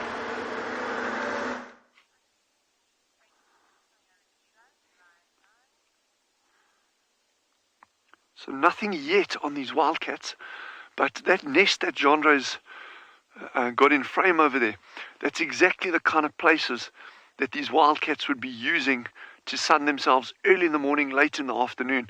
The thing is, at this time of the year, with the temperatures as mild as they are, right through the day, you can get them being active right through the day, as long as there's suitable prey items around, which there are. We know there's tons of things around. There's squirrels, mongoose, meerkats, birds, lizards, you name it. Everything in that kind of size range is fair prey for an African wildcat. So I'm really not fazed about the time of day. These cats, if they get a half a chance, it's like a domestic cat. You can say that cat can be sleeping on your couch and it walks outside and can eat a bird in the garden. These cats are exactly the same. And Jeanre and I were actually talking about the whole conservation challenge with African wildcats is, they stem from, domestic cats stem from African wildcats anyway. They've just been hybrid or bred up over the years for specific traits, same as domestic dogs stemming from wolves. And one of the big challenges with environments, okay, Tswalu, we're lucky, I don't want to say we're exempt from that, but because we're so far from any human settlements, we've got a very strong, healthy population of African wildcats. But there are a lot of reserves that battle with hybridization between domestic cats, or feral cats rather, and African wildcats. And occasionally you get these odd ones running around with like a ginger cat or a grey cat with white feet, that kind of stuff. We haven't seen that out here. So this is a really good population of purebred African wildcats, which is very, very special. But they're fulfilling the same ecological role in these environments. And there's been really interesting conversations in the past about tiger conservation. And do you focus your energy on a whole lot of different subspecies of tigers, whether you've got such low numbers, like South Chinese tiger, Siberian tiger, or do you say, okay, well, let's pile our resources into one subspecies like the Bengal tiger, where you've still got a relatively, in the big picture, a relatively healthy population. They can fulfill that same ecological role even if they were moved into other habitats. Anyway, that's a whole different conservation and philosophical argument over there. But back to our African wildcats here. So at this time of the year, they can be active at any time of the day. And if you see that example that Luke says it's a really interesting discussion, and it is, and it becomes very emotional as well. People get emotionally attached to certain species, and if you've got people that have been working intensively on South Chinese tigers. I've been involved in that in the past, in a small way, or Siberian tigers, whatever. You really do get emotionally attached to animals, and there's nothing wrong with that. That's part of human nature. But you really got to, when populations of anything, whether it's a specific orchid or a moth or a whatever it is, when those numbers start dwindling through environmental pressures or human pressure, you really got to take a stark sort of look at it and say, okay, well, where do we put our resources and how do we allocate those for the betterment of the conservation of that species? It's a very, very tough discussion, and a very sensitive one in many cases. But yeah, we don't have huge problems like that here, fortunately. But yeah, so if you look at that sighting that Jandre had yesterday of that wildcat, that was at, I think, 10 o'clock in the morning. So yeah, thereabouts. So, these cats are going to be active right through the day. So you mustn't worry that we're spending time out here after this. Any time is a good time to find these cats.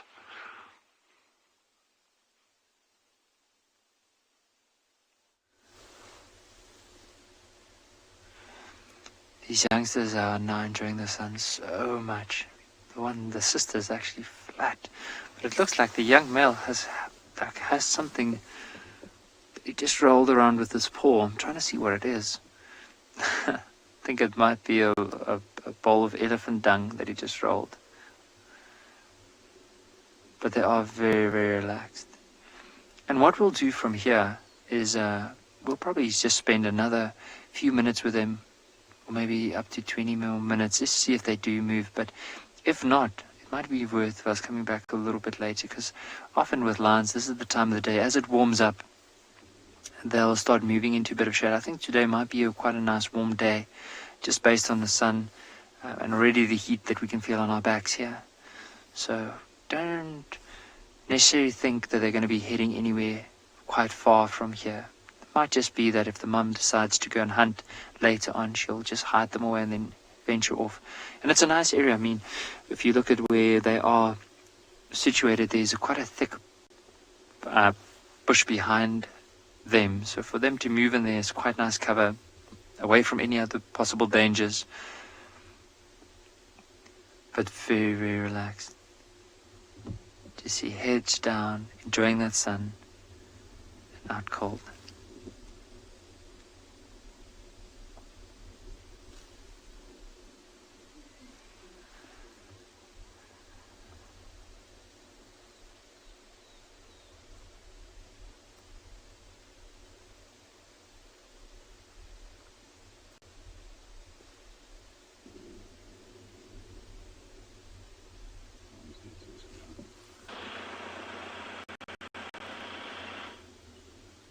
Butterfly, they are just like the grass. If you look at them, they blend in just so well. You can't really see the mom now because you only see a now and again, an ear moving, twitching in the grass. Here we go. But they are flat as can be. Maybe even when mom got back, had a good drink, so they had their filling this morning. And like any big cat, or aspiring big cats, especially these little ones, they need to conserve as much energy as they possibly can. They can't just go around and play the whole time, because then they're going to burn so much, be hungry the whole time, and if mom moves, it could be quite dangerous for them. But on the other hand, if they do enjoy and conserve as much as they can, whenever mom's there, they can have a drink, play around, develop themselves.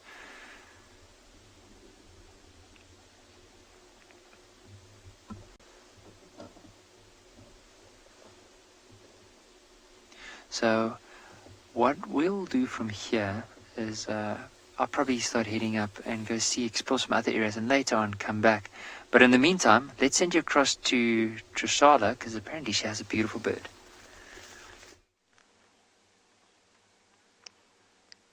This oriole has been cooperative.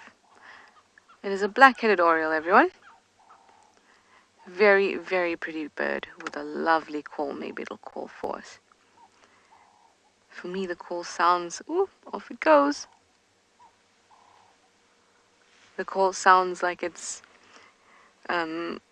almost like this fluid moving through something. I quite like it. Well, it was cooperative briefly, at least. Heard some shouting. Grey, go away, birds. Chalet Pan is just here. Let's have a quick look.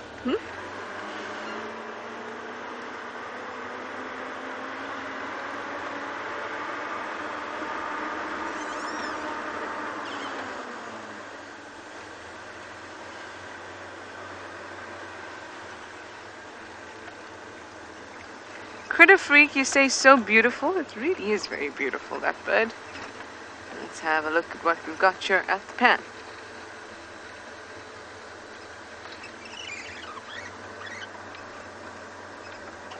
Oh, we've got a very, very spunky grey go-away bird having a drink. I love watching them have a drink.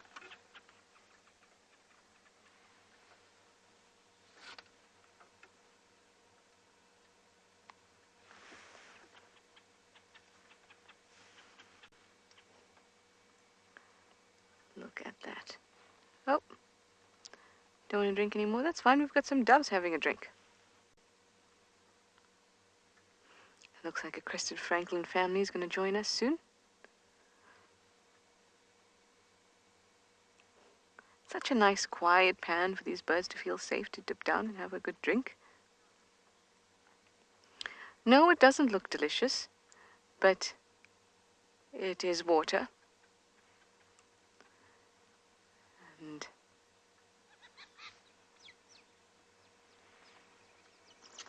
oh, see, a bit of crested barbet fight was going on next to me there. Unfortunately, I couldn't swing Theo around that quick. Let's just roll forward, if I can. Nope. Okay, Wendy. Fine.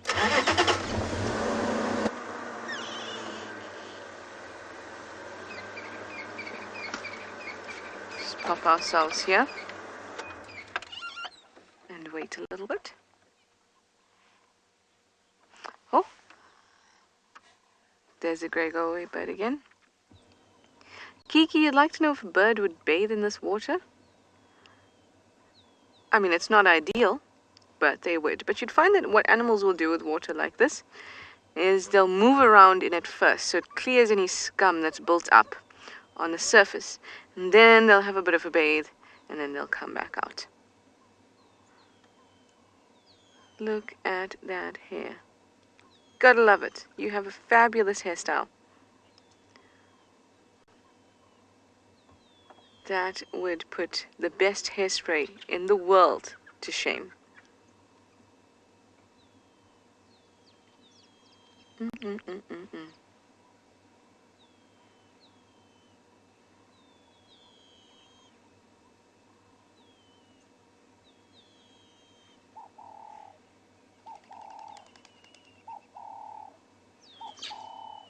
I can hear Franklin's, I can hear...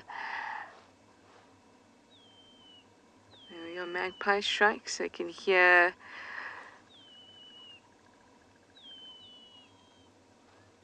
Cape turtle dove.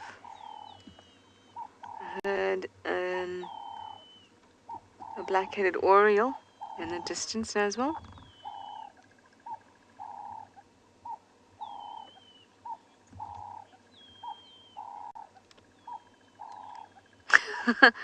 Shenzi, you say maybe this guy is in the band with that barbet.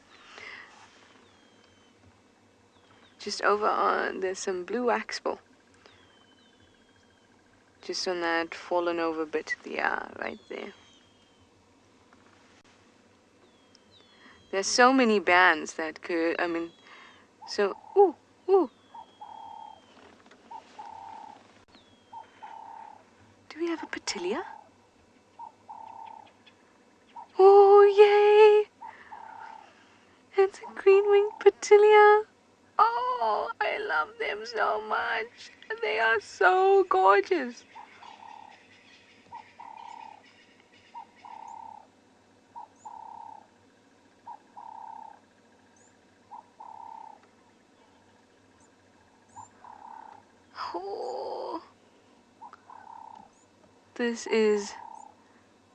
I'm too happy about this, and this is by far the best sighting I've ever had of a green-winged petilia.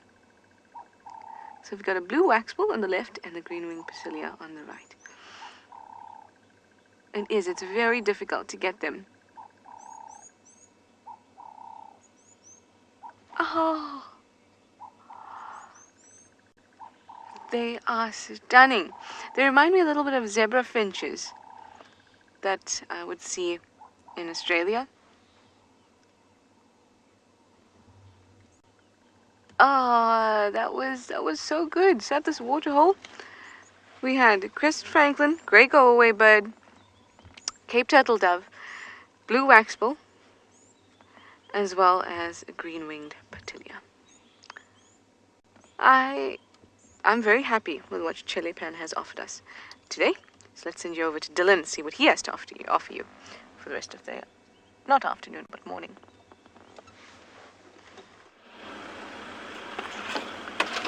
So I'm really excited to hear that Trish got those green-winged petilias down there.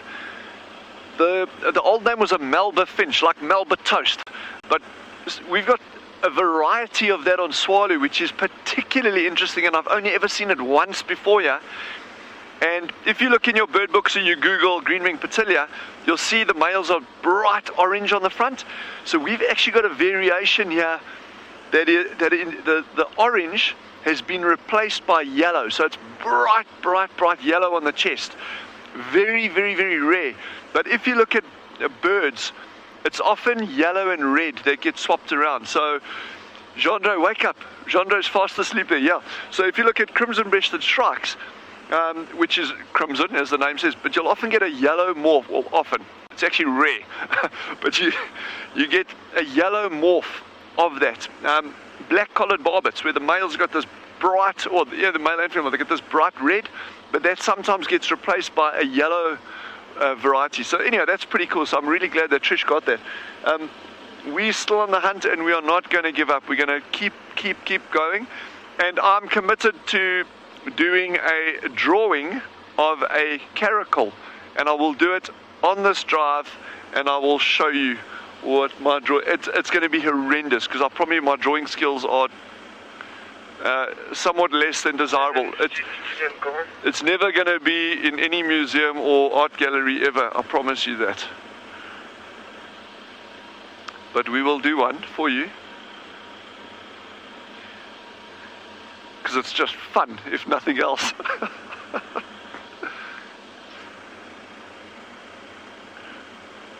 And that'll be on this drive.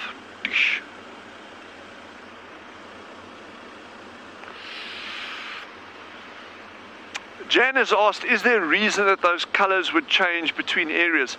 It's a good question, and I don't have a good answer for you, unfortunately, Jan. I'd have to check it out, but what we tend to find, if you look at things like our gabar goshawks, now gabar goshawks, again, it's this little grey accipiter, little grey hawk. The typical variety is the grey one, but you seem to get quite regularly a black morph. In other words, it's a melanistic morph that occurs, but they seem to be centered on these more arid areas. Why that is, I'm not sure, because the accepted thinking in terms of black morphs tend to be more of an adaptation towards densely wooded areas.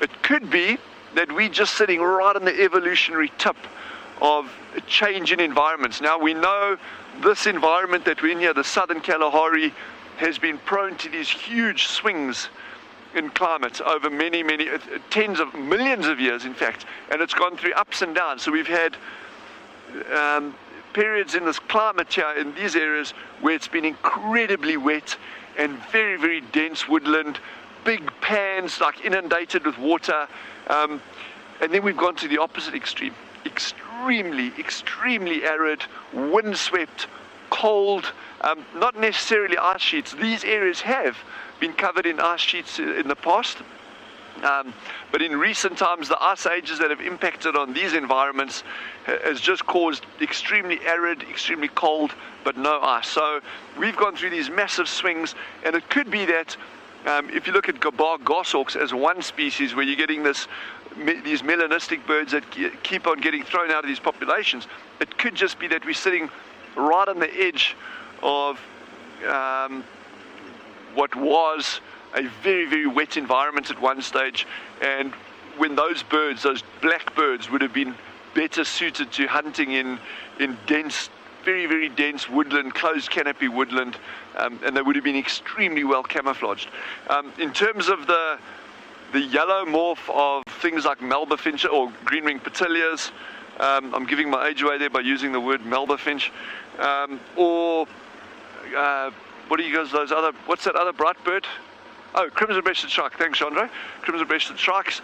You know, I'd have to check out more what would be the benefits of having those, because those really bright colors. Now, talking about the color, you know, those reds and that are great for advertising to other rivals within the same species, other birds that but you also, in terms of, you're actually quite well camouflaged. Red is actually not a bad color in the bush if you want to be camouflaged, because most of the predators, apart from avian predators, aren't going to be seeing that bright red color. It actually comes out as a gray, but bright yellow will that will stand out. Imagine looking at bright yellow on a black and white TV. It's a very light shade. So don't think in terms of color, think rather in terms of shades. So good question.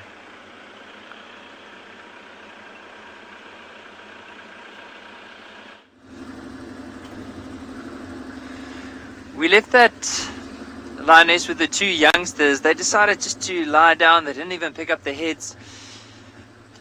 And as we were driving away, Richard and Ernie, so the two trackers, let us know that, remember the waterhole where we saw the beautiful elephants coming to drink the other day? Quite a massive herd, and then yesterday we did some birding around that particular waterhole. So more in the central part. I'll show everyone on the map once we get there. But apparently the burning and pride has been found in that open area near the one waterhole. And what we're going to try and do is see if we can get there and get a glimpse of them. The chances are they could eventually move, like find a nice spot to settle in for the day, but there's always a chance that we can possibly see them. Unfortunately, the area where we are moving in, it's quite dense, so we often struggle a little bit with signal in that area, but there's always a chance, and we've got to take that chance. Remember, we said we've got to risk it for the biscuit this morning, and hopefully we'll be rewarded. But with those other lions sitting down, they're not going to be heading anywhere pretty soon. Let's get there and have a look and see, because we haven't seen them in quite a while as well. I know they've been they went out on our western boundary, and eventually they came back. And so because of that, we haven't seen them. So let's go and have a look, and then basically we'll take it from there.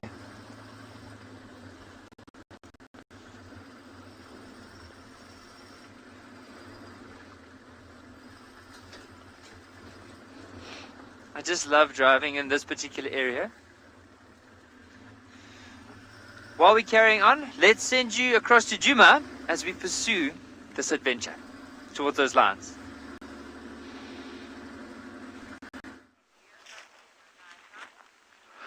Thank you. Welcome back to Djuma Natural Reserve. We're still right over here in the bush where we managed to identify something which is very different. If you look around over here, it is all over with the grass, but there is a small spot which has been digging. This small spot, it's made by the wild beast.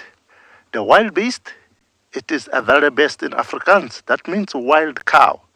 The wild cow have got sort of like a gland right next to the head. Those gland, it's scratching over there to produce sort of like a marking for cherry.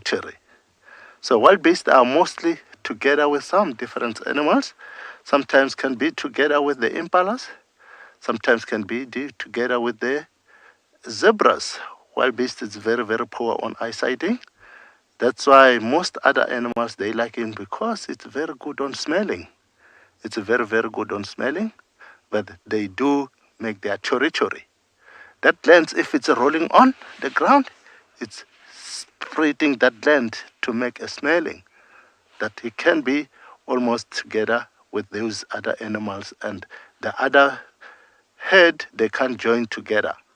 They do territory, the wild beast. So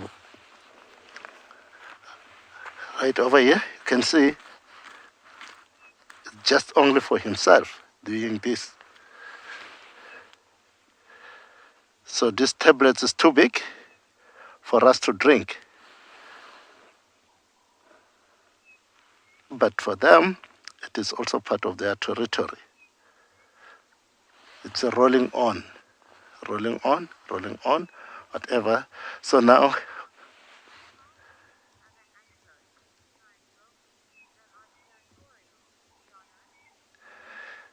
yes, it is true, Jonah, where they do territory, but sometimes they meet during to the drought because they can manage to share the place of drinking water.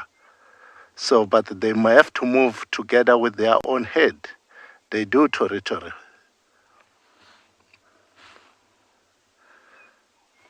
So we are on our way as we trying to relocate the lines somewhere around over here. So we just want to move on together with my colleague. So if we're lucky, we might find those lands. I believe that maybe somewhere around, because we heard that calling right in the morning around this area.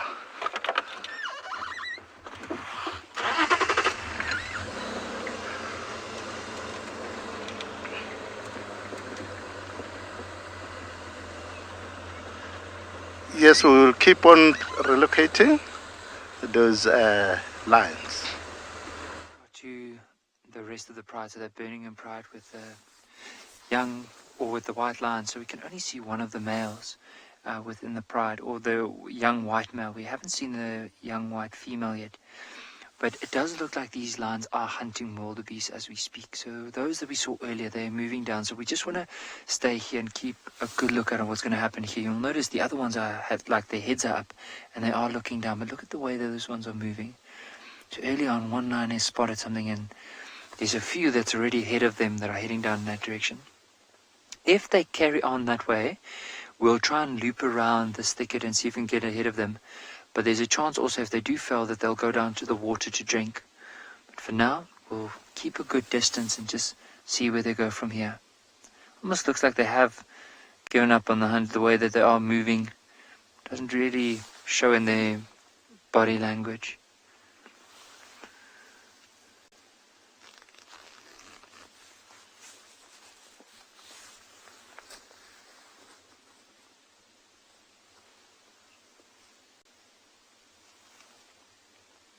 And it's also such a nice area. I mean, the view from here is a really nice vantage point for the others to look down in order to see those that are down at the bottom of the valley. But have a look. There's quite a big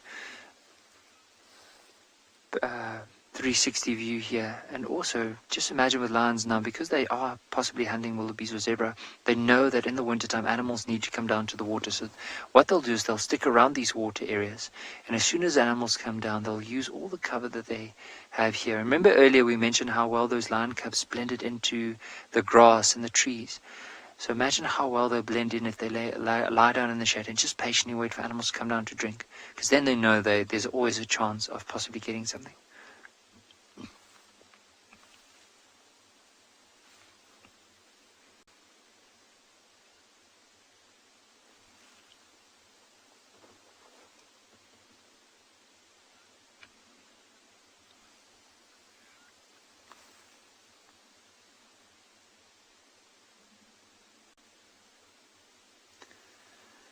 There's a young male that's coming in from the left into the screen.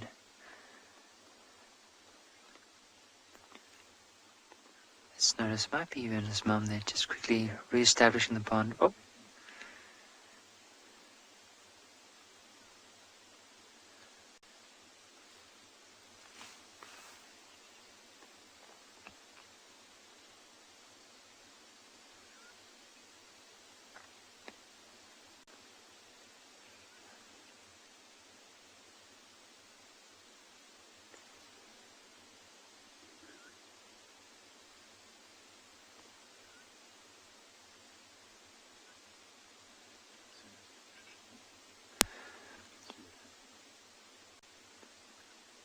So I'll just want to loop around and see if there's another view from this side. But in the meantime, while I do that, let's send you across to Tswalu.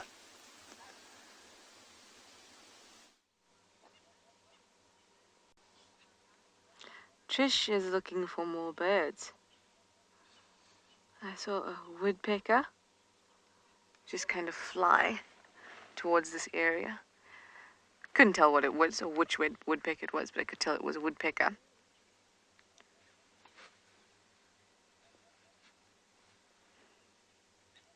Yeah, I think I'm going on a bit of a bird hunt today. Birds are like little treasures, like that green-winged petilia. That is like one of those rare cards that you would swap with people. If there was a bird game with those cards, the green-winged petilia would be all shiny and 3D or something like that. At least that's how I imagine it. I don't see my woodpecker.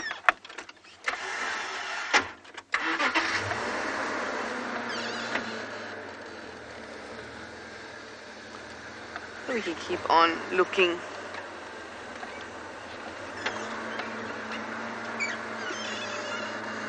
It's warmed up really nicely now.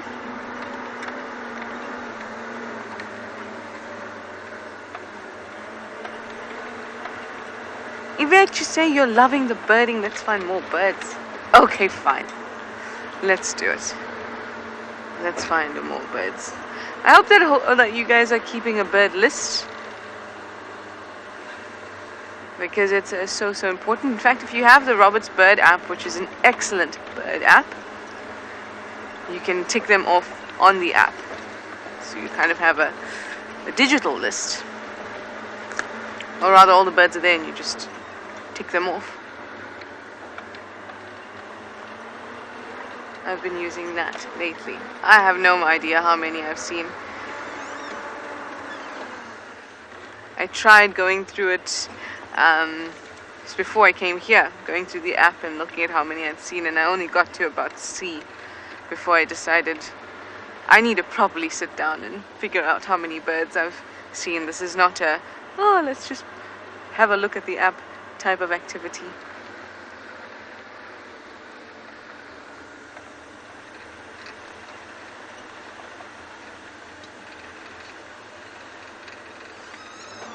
How about we do? Neva, you say at least I see them in real life. True that, true that. You're also seeing it with me, guys. Alright, let's do a bit of a tree quiz. This one here.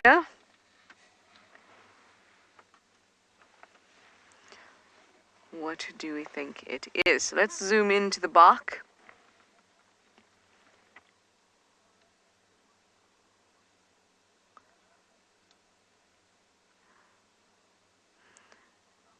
Nice, fine fishes on the bark. If we go up to the leaves, you can see that the stems have this kind of right-angled, almost decussate arrangement. The stems do. Alright, I'm going to send you over to something that is not decussate, but is stripy, and we'll come back to this tree. Remember, use that hashtag to let me know what you think it is.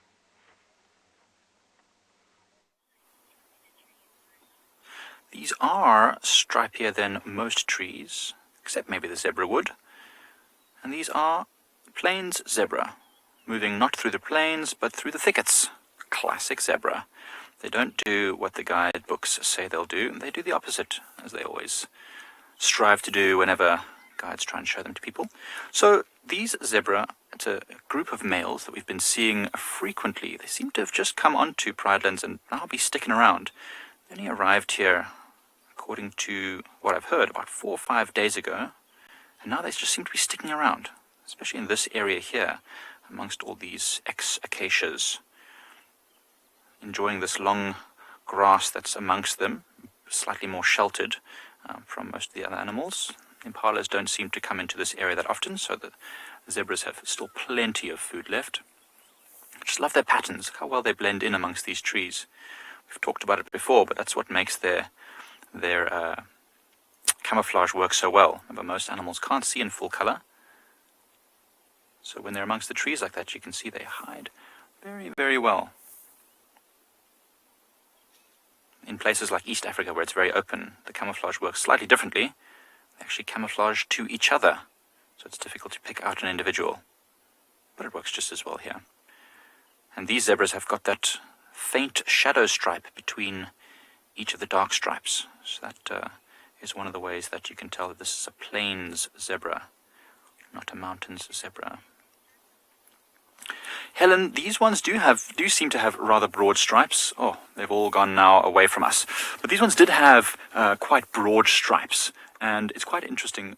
Zebras are very unique. Some will have more white than dark, some will have more dark than light, but every single one is unique. And I think the ones that have more dark on them are actually more beautiful. I like the dark, thick stripes on their bodies. It's actually really, really wonderful.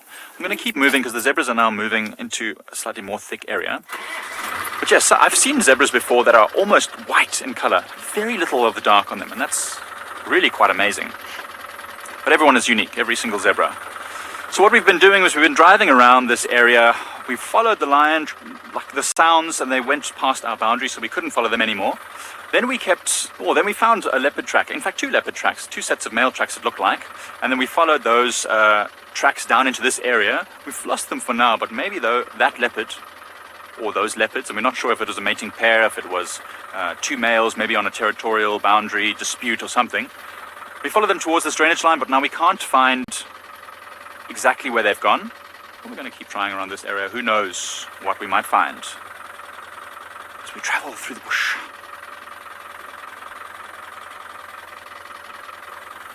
Well, we're going to carry on searching, and we're going to send you back to the tree quiz you were doing with Trishala.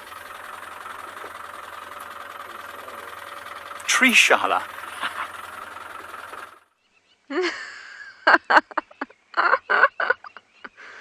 Oh, we're on a roll, aren't we? Love the zebra wood comment and love the Trishala. Alright, let's start again with the description, just to give you a better idea. Let's start all the way at the top. This tree has small leaves.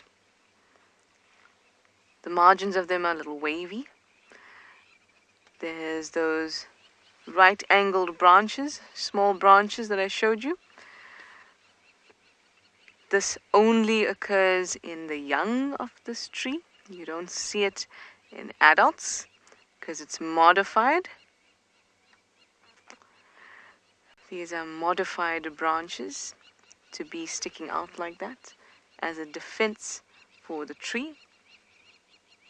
Kevin and Megan, you say, is it a knobthorn? It is not a knobthorn.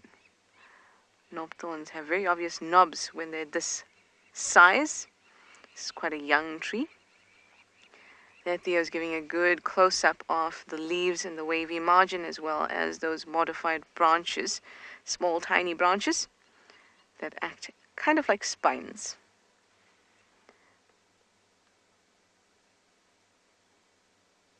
Ooh, consulting detective, you reckon a jackalberry? Nay, no modified spines and not small leaves for the jackalberry. Jackalberry that's young will actually have slightly reddish leaves. You can see that these ones are small and pale. Now the bark is also finely fissured, but scaly, and is light colored. Remember, this is a young of a tree that we know very well. Standing by, I was about to say. Just checking you're not accessing the den this morning, Raymond. Just to take a minute. Yes, go for it. I did check on it earlier, but it was still a bit cold. Please do go for it. I'm doing some trees. Copy, thank you. Alright, let's give you some clues about it. That may help you. Beans, you're asking if it's a marula? No, it isn't, but there's a marula behind it. There on the right of your screen. I'm asking you about this tree because when I first started learning trees, and I love trees, this one used to stump me because it looks different as a youngster than it does when it's older. When it's older, that bark looks very much like scales on a reptile, and it's very gray. But these leaves are still small and tiny, and they don't have the spines anymore. TikTok, you beauty. You've gotten it. It's a leadwood. Well done. It is a young leadwood, Combretum imberbe.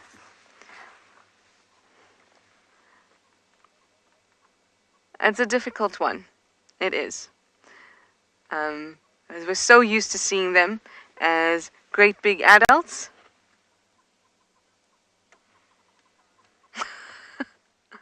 Louis D. Lyon, you said I stumped you. A tree, Shala. Let's actually, well, thank you. I hope I'll be able to do more trees with you. But how about we go over and look at this zebra wood on the right here. This is just a continuation of, was it Mike's joke? I'm just looking at the zebras, Theo. Theo is probably like, what?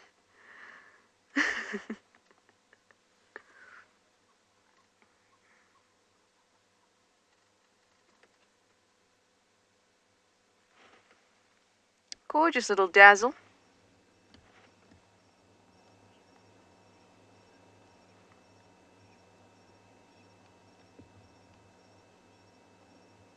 I think everyone's feeling nice, including all the animals, that the sun is out, it feels toasty.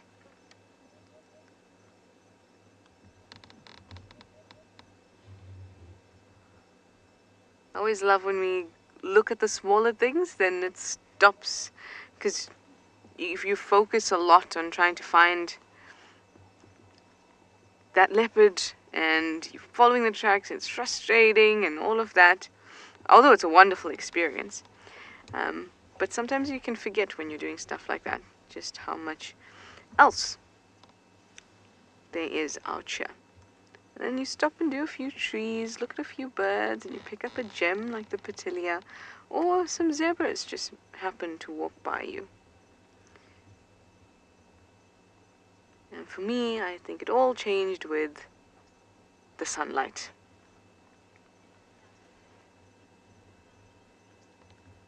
Look at that.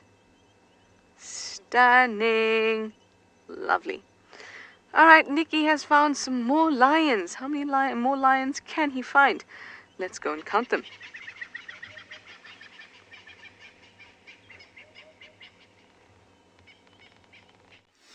So the rest of the pride are slowly coming up to join up with these here. So some of them went down towards the water's edge. Probably there were some wildebeest in the area, but as they moved off, they decided to come back.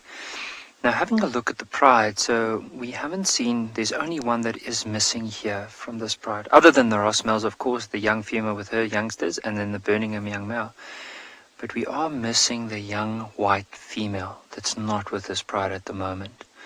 Now, apparently from some of the reports we had, and we've seen that these lions, once they crossed out of the property, now what I'd like to do is I just want to grab a map of the area just to show everyone what I'm talking about so we all on the same page. So I just want to get my map ready. So just want to get everything out. So Owen, if I can ask just to move right over here. So before I carry on with the story about the lions, I just wanted to take the time just to show you more or less where these lions were and where they are now. Now currently we started off this morning, so if you follow this little stick, I don't know if you'll be able to see it properly, but we started right over here in this area right there. And then from here on we went all the way down to round about here, and that's where we found the little the lioness with the small youngsters. From here on we came all the way up, and this is where we found, well not us, but the trackers found the rest of the pride up here. Now, this pride, the Birmingham Pride, came from the western side. So remember, this is west, this is east, south, and north. So they were out on this area here, and apparently they were hunting buffalo in this area. And you can see that young male earlier on, before he lied down, there was quite a big scar on this, or not a big, but a big gash on the side of his body. So what I think is, with this area here, the reports say that they were hunting buffalo. And after that, they came here. And I wonder, with that, if maybe some of the members of the Pride are still in between where that area is and where we are now, or we just don't know too sure where they might be. Maybe she is lying down somewhere here where we just can't see her at the moment, but it'd be interesting to see where she is. I mean, all the others are here, which is really strange because she's often with the rest of the Pride, almost in the middle always.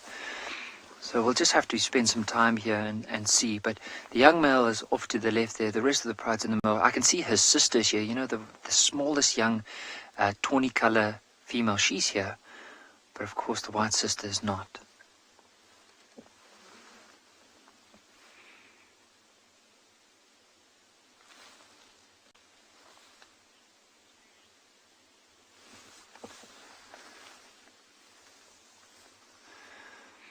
I'm so glad all the viewers are enjoying the time, or spending the time here in Ambio and Ngala, because often I do feel, even though we have these amazing sightings, you're able to see this, I often believe that 80% of what's actually out there is what we're not able to see, especially because they're in these areas where it's very remote.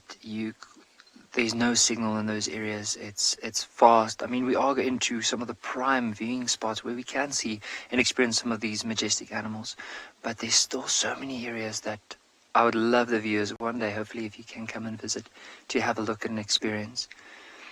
But for now, how beautiful is it just to be able to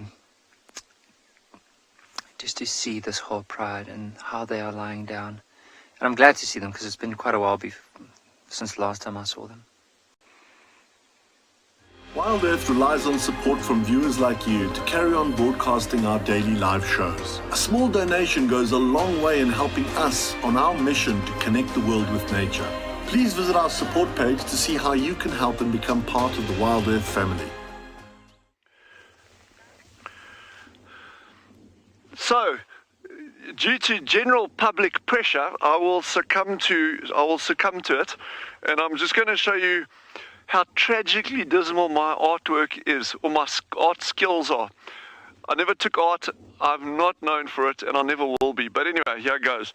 So we have just got some, the colors aren't going to be the right colors for a caracal, but let's try for a caracal here. Okay, so they've got ears, we know they've got ears. Okay, they've got ears.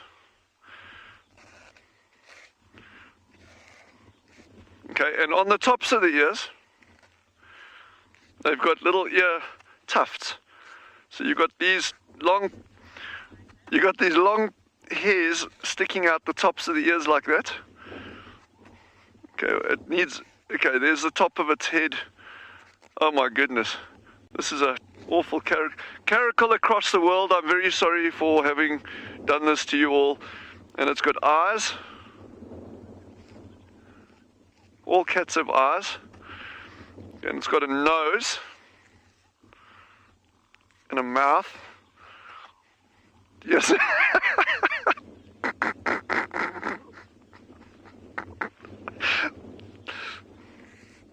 Like that, I think.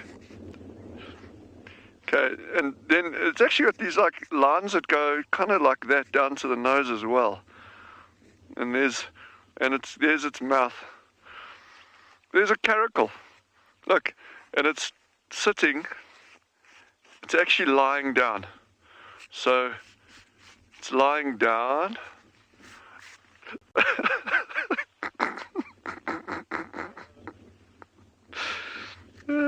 Wait, there you go.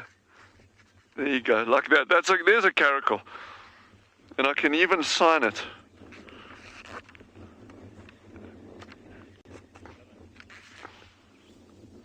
There we go.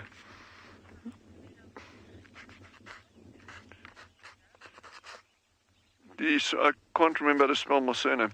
And the whiskers, yeah. Willow Wanderer says, don't forget the whiskers.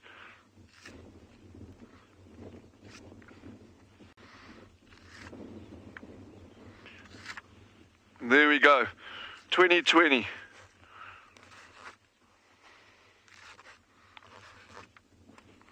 There's a caracal. Caracal. We've seen a wildcat this morning. Anyway, I hope you enjoyed that. There's my caracal drawing. As you can see, it's not going to make it into any art gallery on the planet, but that's a caracal. Now we need to go find the real thing, actually. Yeah, that would be a winner. Yeah. Yeah, it's okay. Yeah, you see, I succumb to peer pressure so easily. There you go. But the diagnostic thing, don't worry about the color. These ear tufts are really, really cool. And that actually helps camouflage the cat in the environments that it lives in.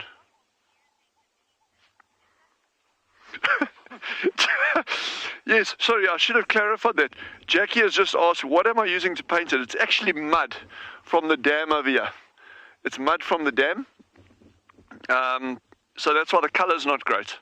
In fact, there's not many colors on this thing that actually even match anything vaguely on a caracal, except maybe around the nose and the muzzle and that. But yeah, so that's just mud, not poop. There was some jackal poop here that I was tempted to, and I thought, no, you don't know what's in jackal poop. You don't want to start fiddling around with that stuff. But anyhow, yeah, so there's a caracal for you guys, and I hope that that does it. Yeah, I can go with my, yeah, I think head over to Trish, she's got some cool stuff for you, and I'm gonna, yeah, I'll just carry on this side. Interesting. I heard that the caracal's face resembled or was very angelic. That was the comms I got. Hopefully you'll be able to find you one. Or a wildcat. A wildcat would be awesome. Now I am making my way to the east because I've heard that the Telematis may still be around. So I'm slowly going to make my way to the east. Maybe they'll be further into Djuma than they were last night. Last night they were right on Buffelshoek Gari cut line. Moving east to the quarry, that's near the dam. And I think they're a little bit into Djuma now, so we're going to go and have a look at that end. Hopefully we'll be able to catch up with them.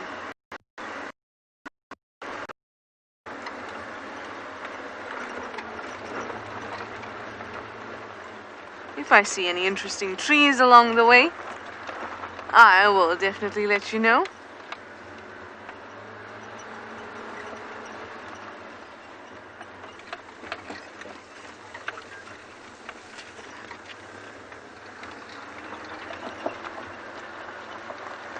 There were also some fresh leopard tracks along this road this morning.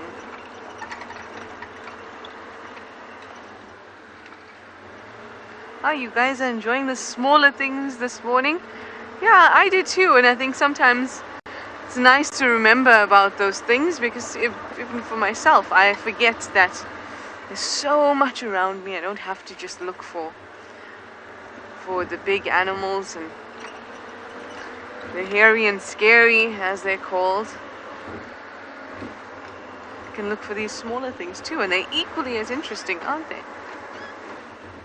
I think they are. But let's go see if we can find the hairy and scaries.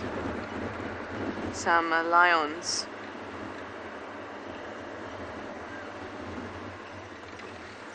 So we counted 13 without the avoca male. There was 14 with the avoca male, but it should have been 15 because as far as I knew they didn't lose any of their cubs. So let's go over and hopefully find them first and then count them. And then Emma said something to me, but the car was very noisy, so apparently I'm sending you somewhere. So go wherever I'm sending you.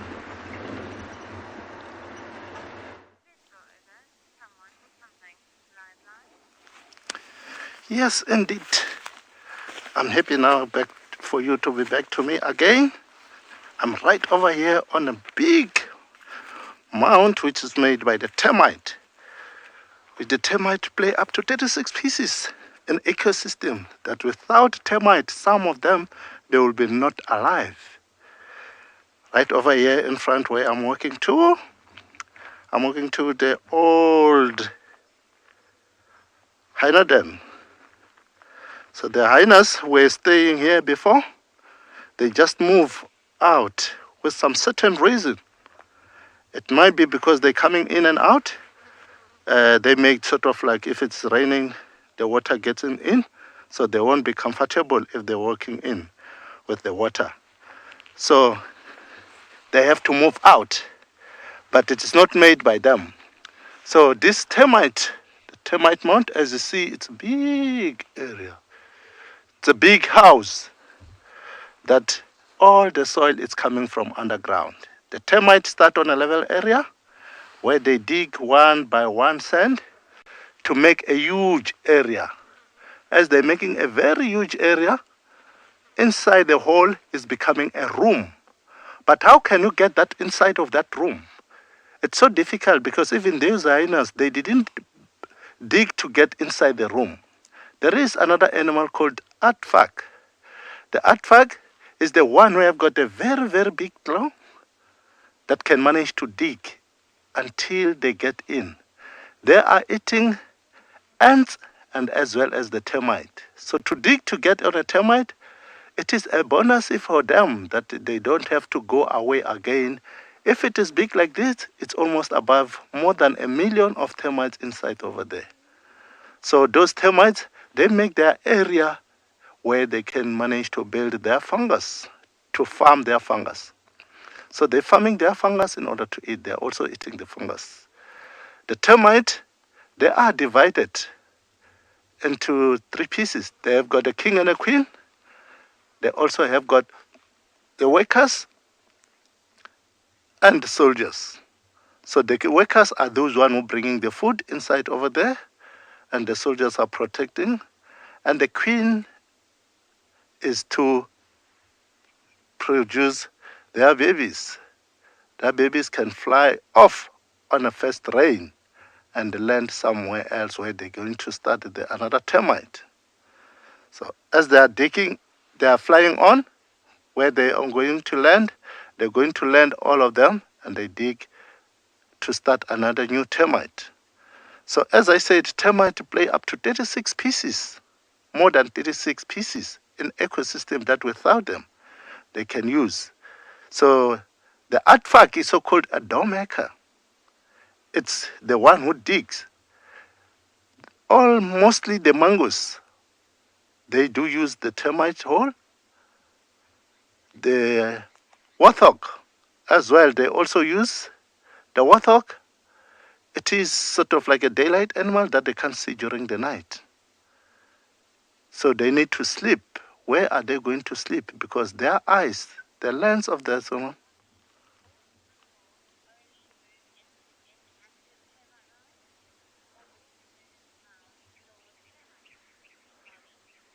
Normally, it is not.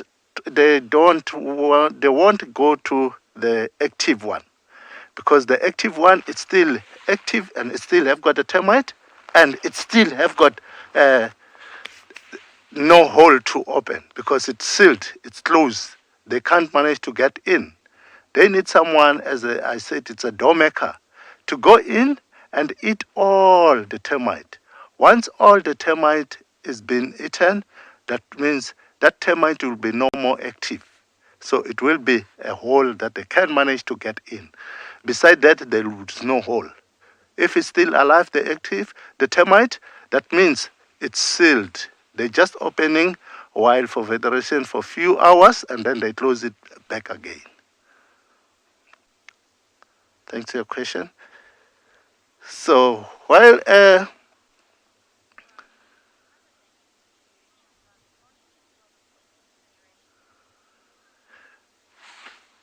as we fail to get some lions, we would like to move on to see if we will be getting something which is special. Very good. We will be lucky if we get something special. We move on.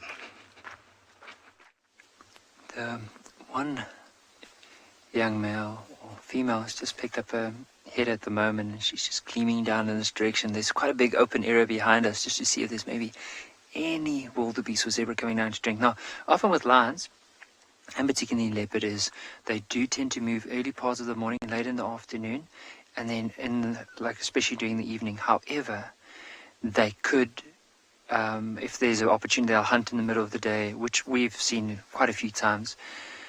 But the other thing about these more common animals is, even though the lions do move, well, that's the time when they're mostly going to be moving, some of the other animals will move in the middle of the day when these lions aren't going to be moving as much, like the zebra, like the giraffe, like the wildebeest, possibly even buffalo coming down to drink, and then heading away from here. And these lions have specifically, very strategically placed themselves in this area where the wind is blowing from the waterhole towards them. They have a vantage point, and because of that, they can smell if anything goes down, and they might not necessarily see it, but also they'll be able to use this opportunity to possibly scan quite far distances, so they'll be able to spot something from quite far off and then plan how they're going to sneak up on it.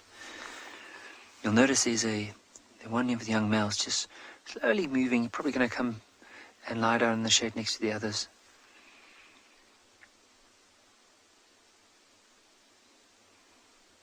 But we've been very lucky with the lions this morning. So 2 different prides that we know of. And I mean the young female with the 2 youngsters by herself.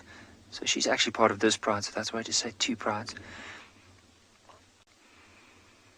But imagine this male here, how big he's going to be.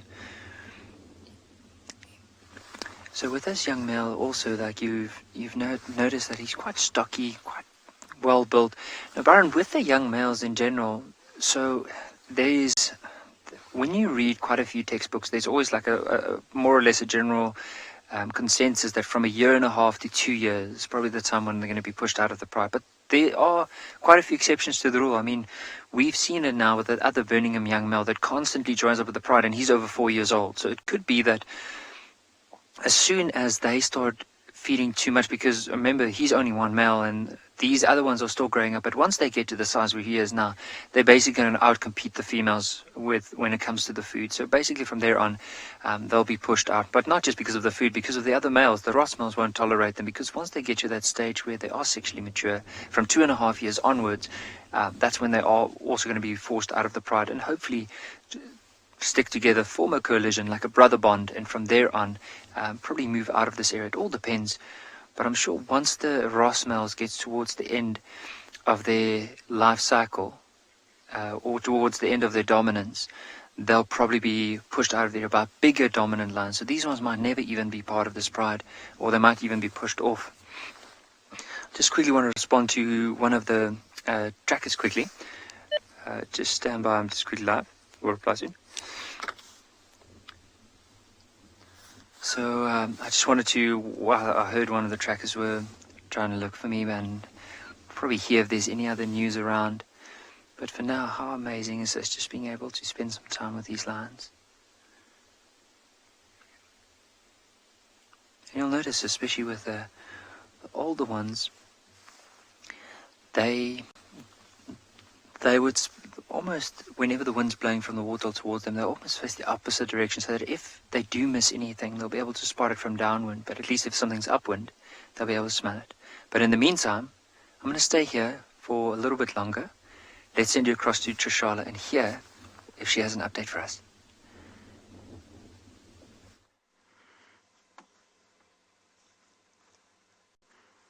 I'm enjoying my morning elephants.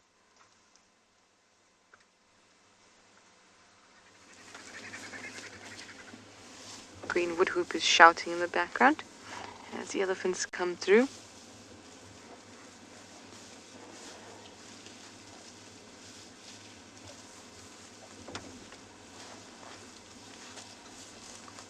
think let's have a nice relaxing scene again. Let's just be quiet and you can listen to all the sounds of the elephants, their subtle movements, their deliberate movements, and all the little ones. So enjoy.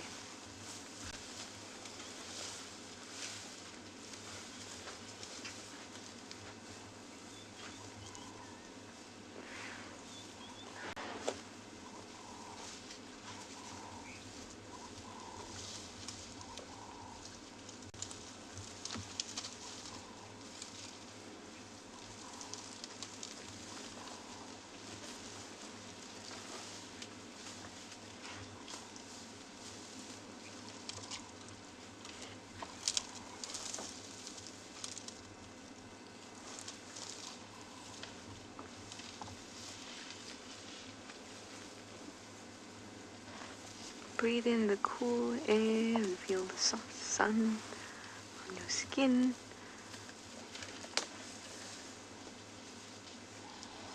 Appreciate the lovely colors of the leaves and the grass. And these guys busy at work.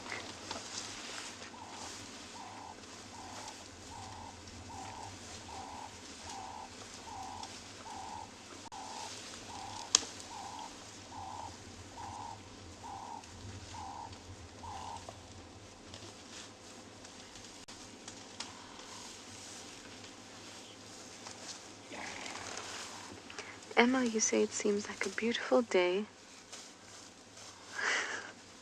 It certainly is a beautiful day.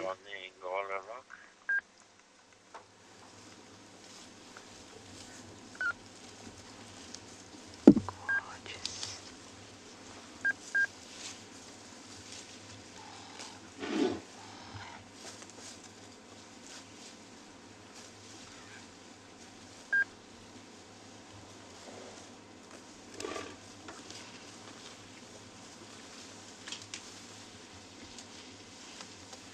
Beverly, you'd like to know if elephants are considered browsers or grazers? They're considered mixed feeders, so they do a bit of both.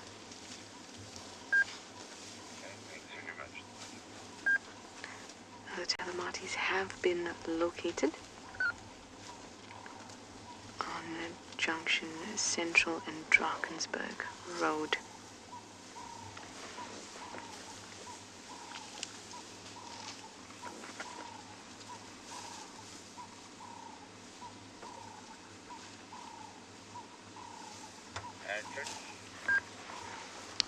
Standing by. I'm going to leave them open lock. Might just leave a quarry branch on the road very close to Drakensberg Junction there on Central, just south of the road there.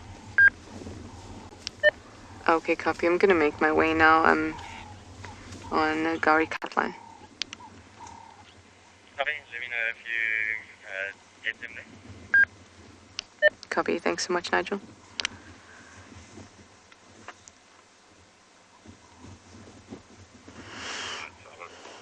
Oh, it smells spring-like and makes me happy, everyone.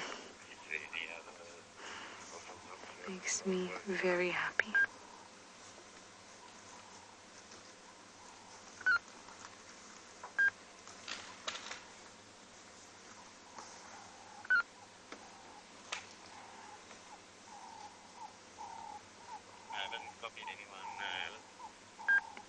I'm gonna leave these elephants just so we can manage to see those Talamatis before show closes, and I'm gonna send you over to Dylan in the meantime.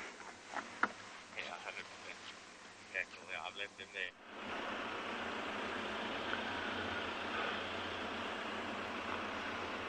So nothing yet, unfortunately. The closest we've come to a cat this morning is that dismal picture. But we are not going to give up. We are heading back now to, we've just crossed down to the side where we saw that African wildcat a couple of days ago. And now we're going back to the other side where we saw the other one. So we're just going to keep on crossing between these two. We know they're here, we know they're in the area, and that's always going to offer our best opportunity of seeing them. And of course, I've also put out ears. So Veronica, meerkat habituator, yeah, she's keeping her ears to the ground. and her eyes open for any sign of them. We got tracking teams that are out. They've been notified as well. So if anyone gets any good leads, we'll be on it. Murphy's Law. No, I won't even say it. No, I won't even say it. I won't.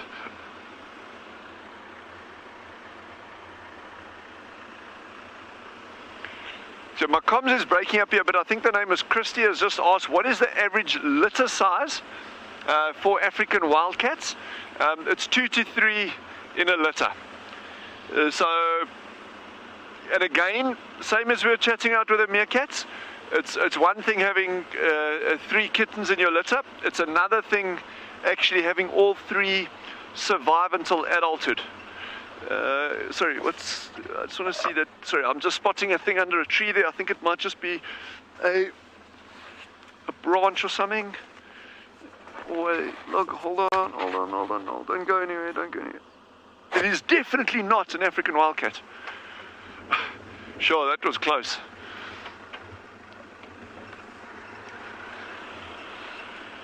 But we're going to get one, we are going to get one. If it's not today, it will be, we will get a wildcat for you. It's just a matter of time, even if it's next year, or the year after, or the year after that. No, we will. No, I'm just kidding. We are going to get one, and it'll be soon. It'll be soon. The harder you practice, the luckier you get, eh? Yeah, there's my optimism coming out. But that is true. I mean, yeah, you get these lucky sightings, but the more time you spend outside, and the more effort you put into these kind of things, the greater your chances of actually finding something good.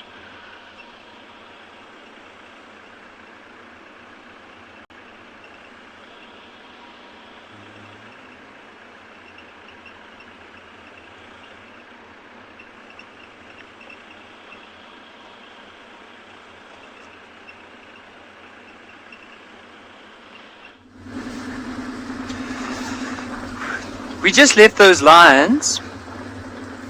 It looks like they're not going to be doing too much for the day. It is warming up. They've moved into a bit of shade and their heads are down. So what we're hoping to do is we want to go past that lioness with the young cubs and just see if they're still out in the open. If not, we'll carry on with the search. Hopefully go past some water areas, see if there's some elephants. But I think for now, that's going to be our plan. We left the rest of the pride. Maybe this afternoon we come back, see if there's any chances of them probably trying to hunt during the day. But I think very unlikely this time. There's nothing around. Looks like they might be full. And heads are down. But you just never know. I mean, lions opportunistic. Just never know what we're going to see. But in the meantime, let's head down on our new part of our adventure. See if that lioness is there. But also, as we go along, hopefully we can show you some of the interesting trees that we do find in the area. Especially that Tswalu tree, because we were mentioning about it yesterday, of some of the toxic trees that you do find in the area, and hopefully being able to show everyone this particular tree. And it's going to be quite close to where that lioness is, near the river especially.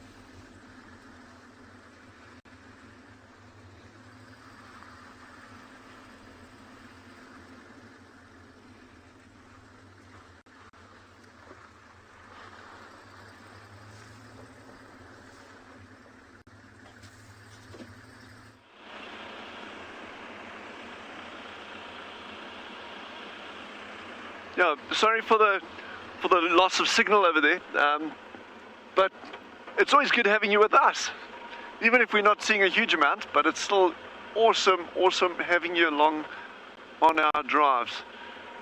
Okay, Jandre thinks he's just seen a mother wildcat with little kittens.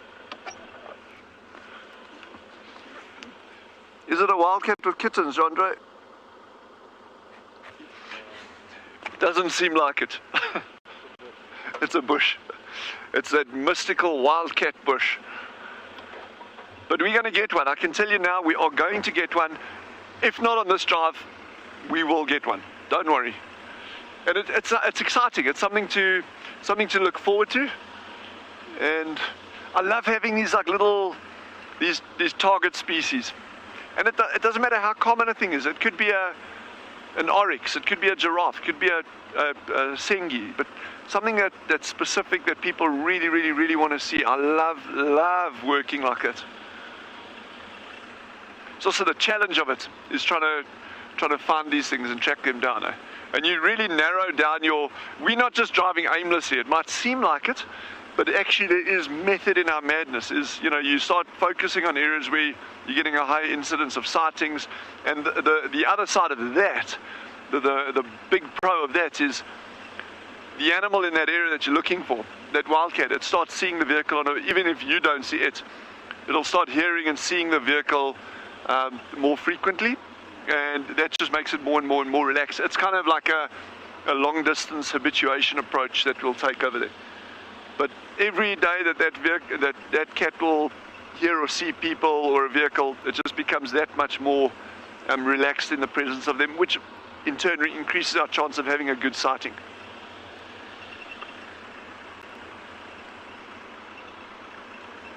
But what a day out here. Yeah, I'm almost thinking winter's almost over, but it's not. And yet, in 1 month's time, we're going to be going into, where are we, July, August? Yeah, 1 month's time, we're going to be going into spring again. So that's around the corner. 5 weeks, and we in spring, and then you're going to see this place transform into an absolute wonderland of blossoms. All the acacias, or whatever they call them now, Senegalias, Vachelias, they're going to be in full blossom. It's going to be creams and whites and pinks, yellow. And then the three thorns, if we get our first shower of rain, all these little three thorn bushes are going to be flowering, and then you're going to see masses of fields of flowers. It's going to be absolutely gorgeous. You won't even recognize it. Yeah, exciting times lie ahead. And an African wildcat lies ahead. We should pause when we see one.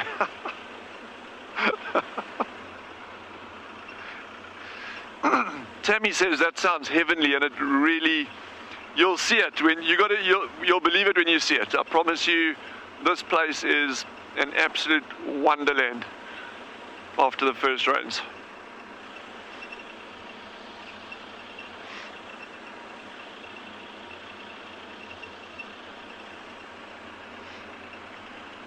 Yeah. Trish is chatting about how Juma is going to be changing with the change of the seasons. So let's see what she's got to say about that.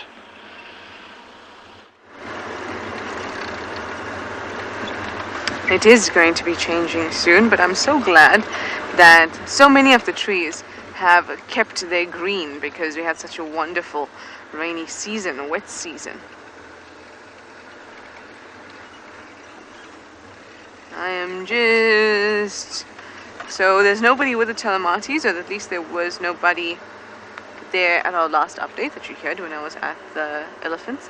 So we're going to have to keep our eyes peeled, see if we can find them.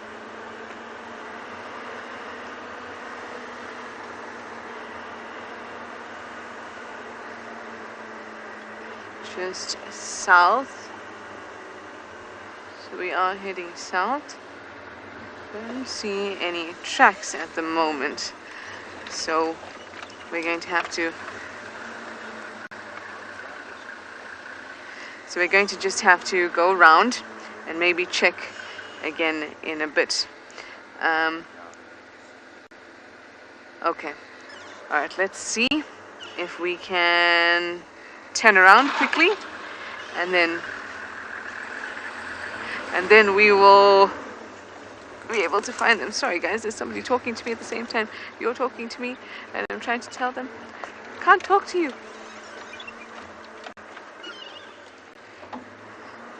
They're also trying to find them.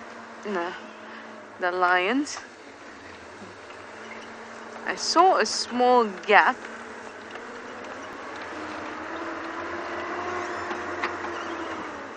Where there were heaps and heaps of tracks.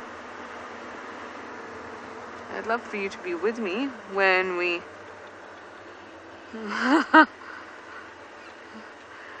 Emma, the voices were not in my head.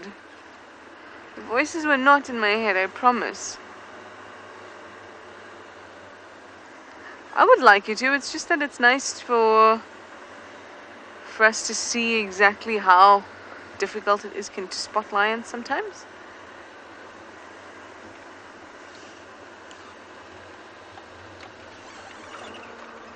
Just south on Central. This is Central right now, that's Junction Drakensberg. There's a whole heaps of tracks here.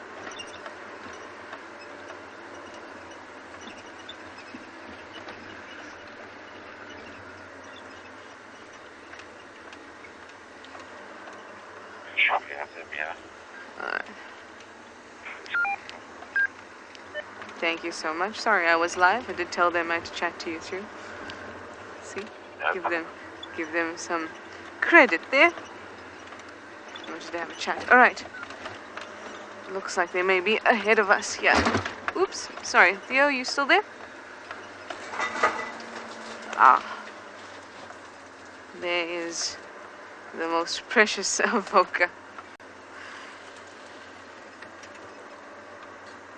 Let's just pop ourselves here.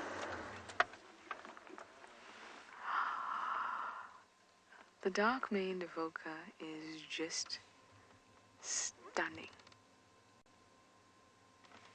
Absolutely stunning.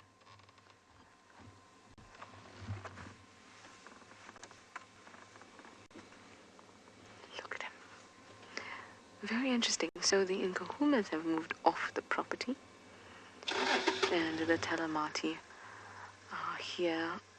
They're actually on Central Road, not on Drakensberg.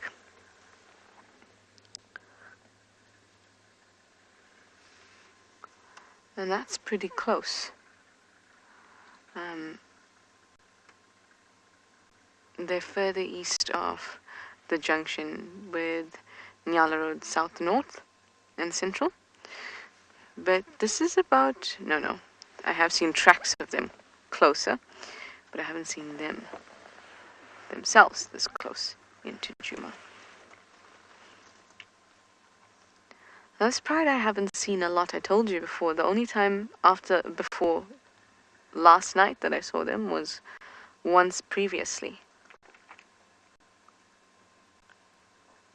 And that was just on the junction of Gari Katline and Buffelshoek boundary.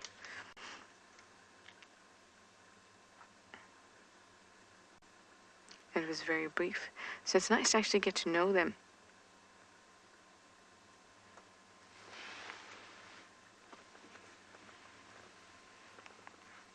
And Critterfee, a freak, you say, oh, what a wonderful last minute Leo sighting. Indeed. Panthera Leos all around today. We should count how many lions we've had in total this show, because I kept getting updates about lions from Emma.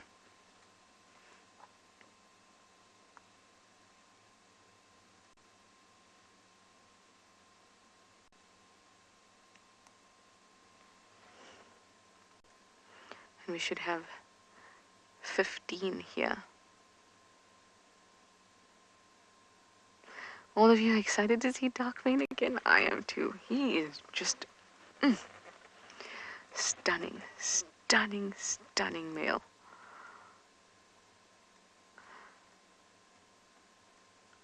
And that dark mane is an indication of his genetic health, his actual body health, the level of testosterone coursing through him. And all of those things are just very tasty to the females. What a stunner. And he has such a thick, lovely mane. Oh, well, our lion cubs here are quite old. Or rather, they were before the Nkuhuma cubs. So they're harder to tell them apart. But Nikki has some lion cubs that are a little younger.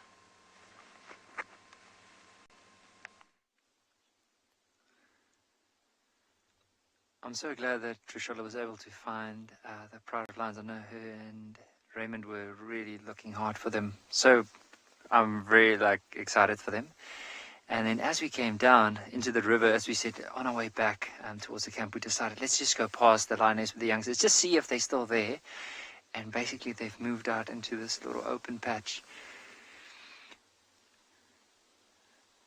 And just enjoying that sun. But have a look at how big the paws and the ears are for this little lion cub. And eventually to know that, just judging by the color, it looks like it might be the young male.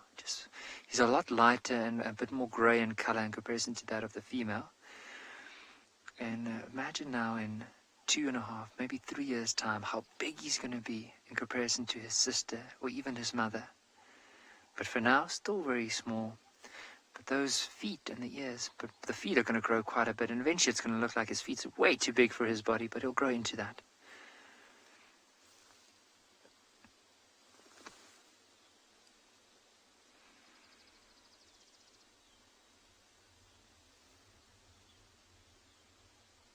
Painter Girl, definitely a bundle of cuteness.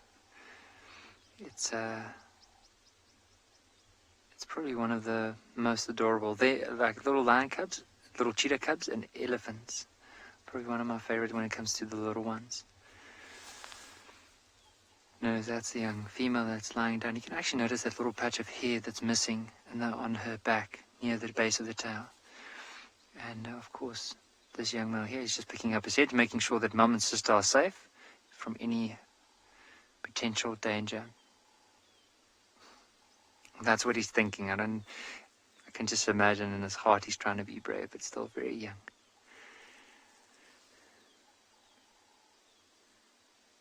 But I do enjoy the colors, the different shades, especially the white around the eyes. Look how prominent it is in this young male. And even that white patch on the chin and above the nose, or under the nose. And you notice, even with the ears, like a little bit of a light tinge in the middle, and then on the rims it has that beautiful golden brown color, and then a little bit of black behind the ears. And he knows we're talking about him.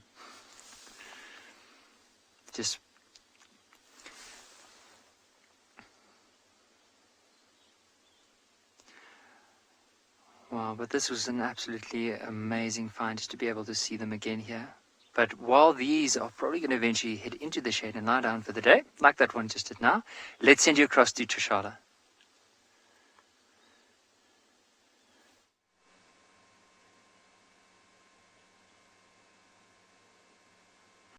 That sounds like a great idea. I would also love to visit these lions in the afternoon.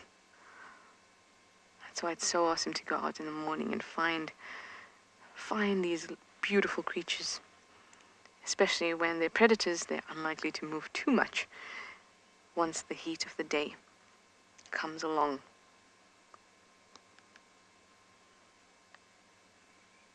I think that SABC needs to see Darkmane because he is magnificent, absolutely beautiful. Yes, you. You are looking so good. In fact, all these lions are looking so good.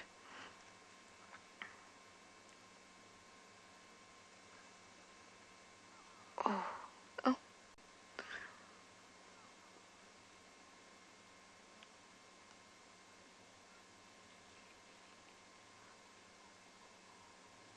Look at that mane.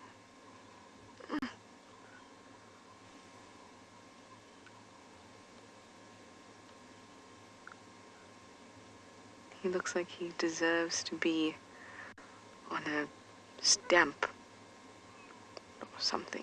On a coin. There we go. An ancient Roman coin. That's what you deserve to be on. or an ancient Greek coin, Athenian owl on one side, and an evoker male on the other side. Just beautiful, beautiful lion puddle.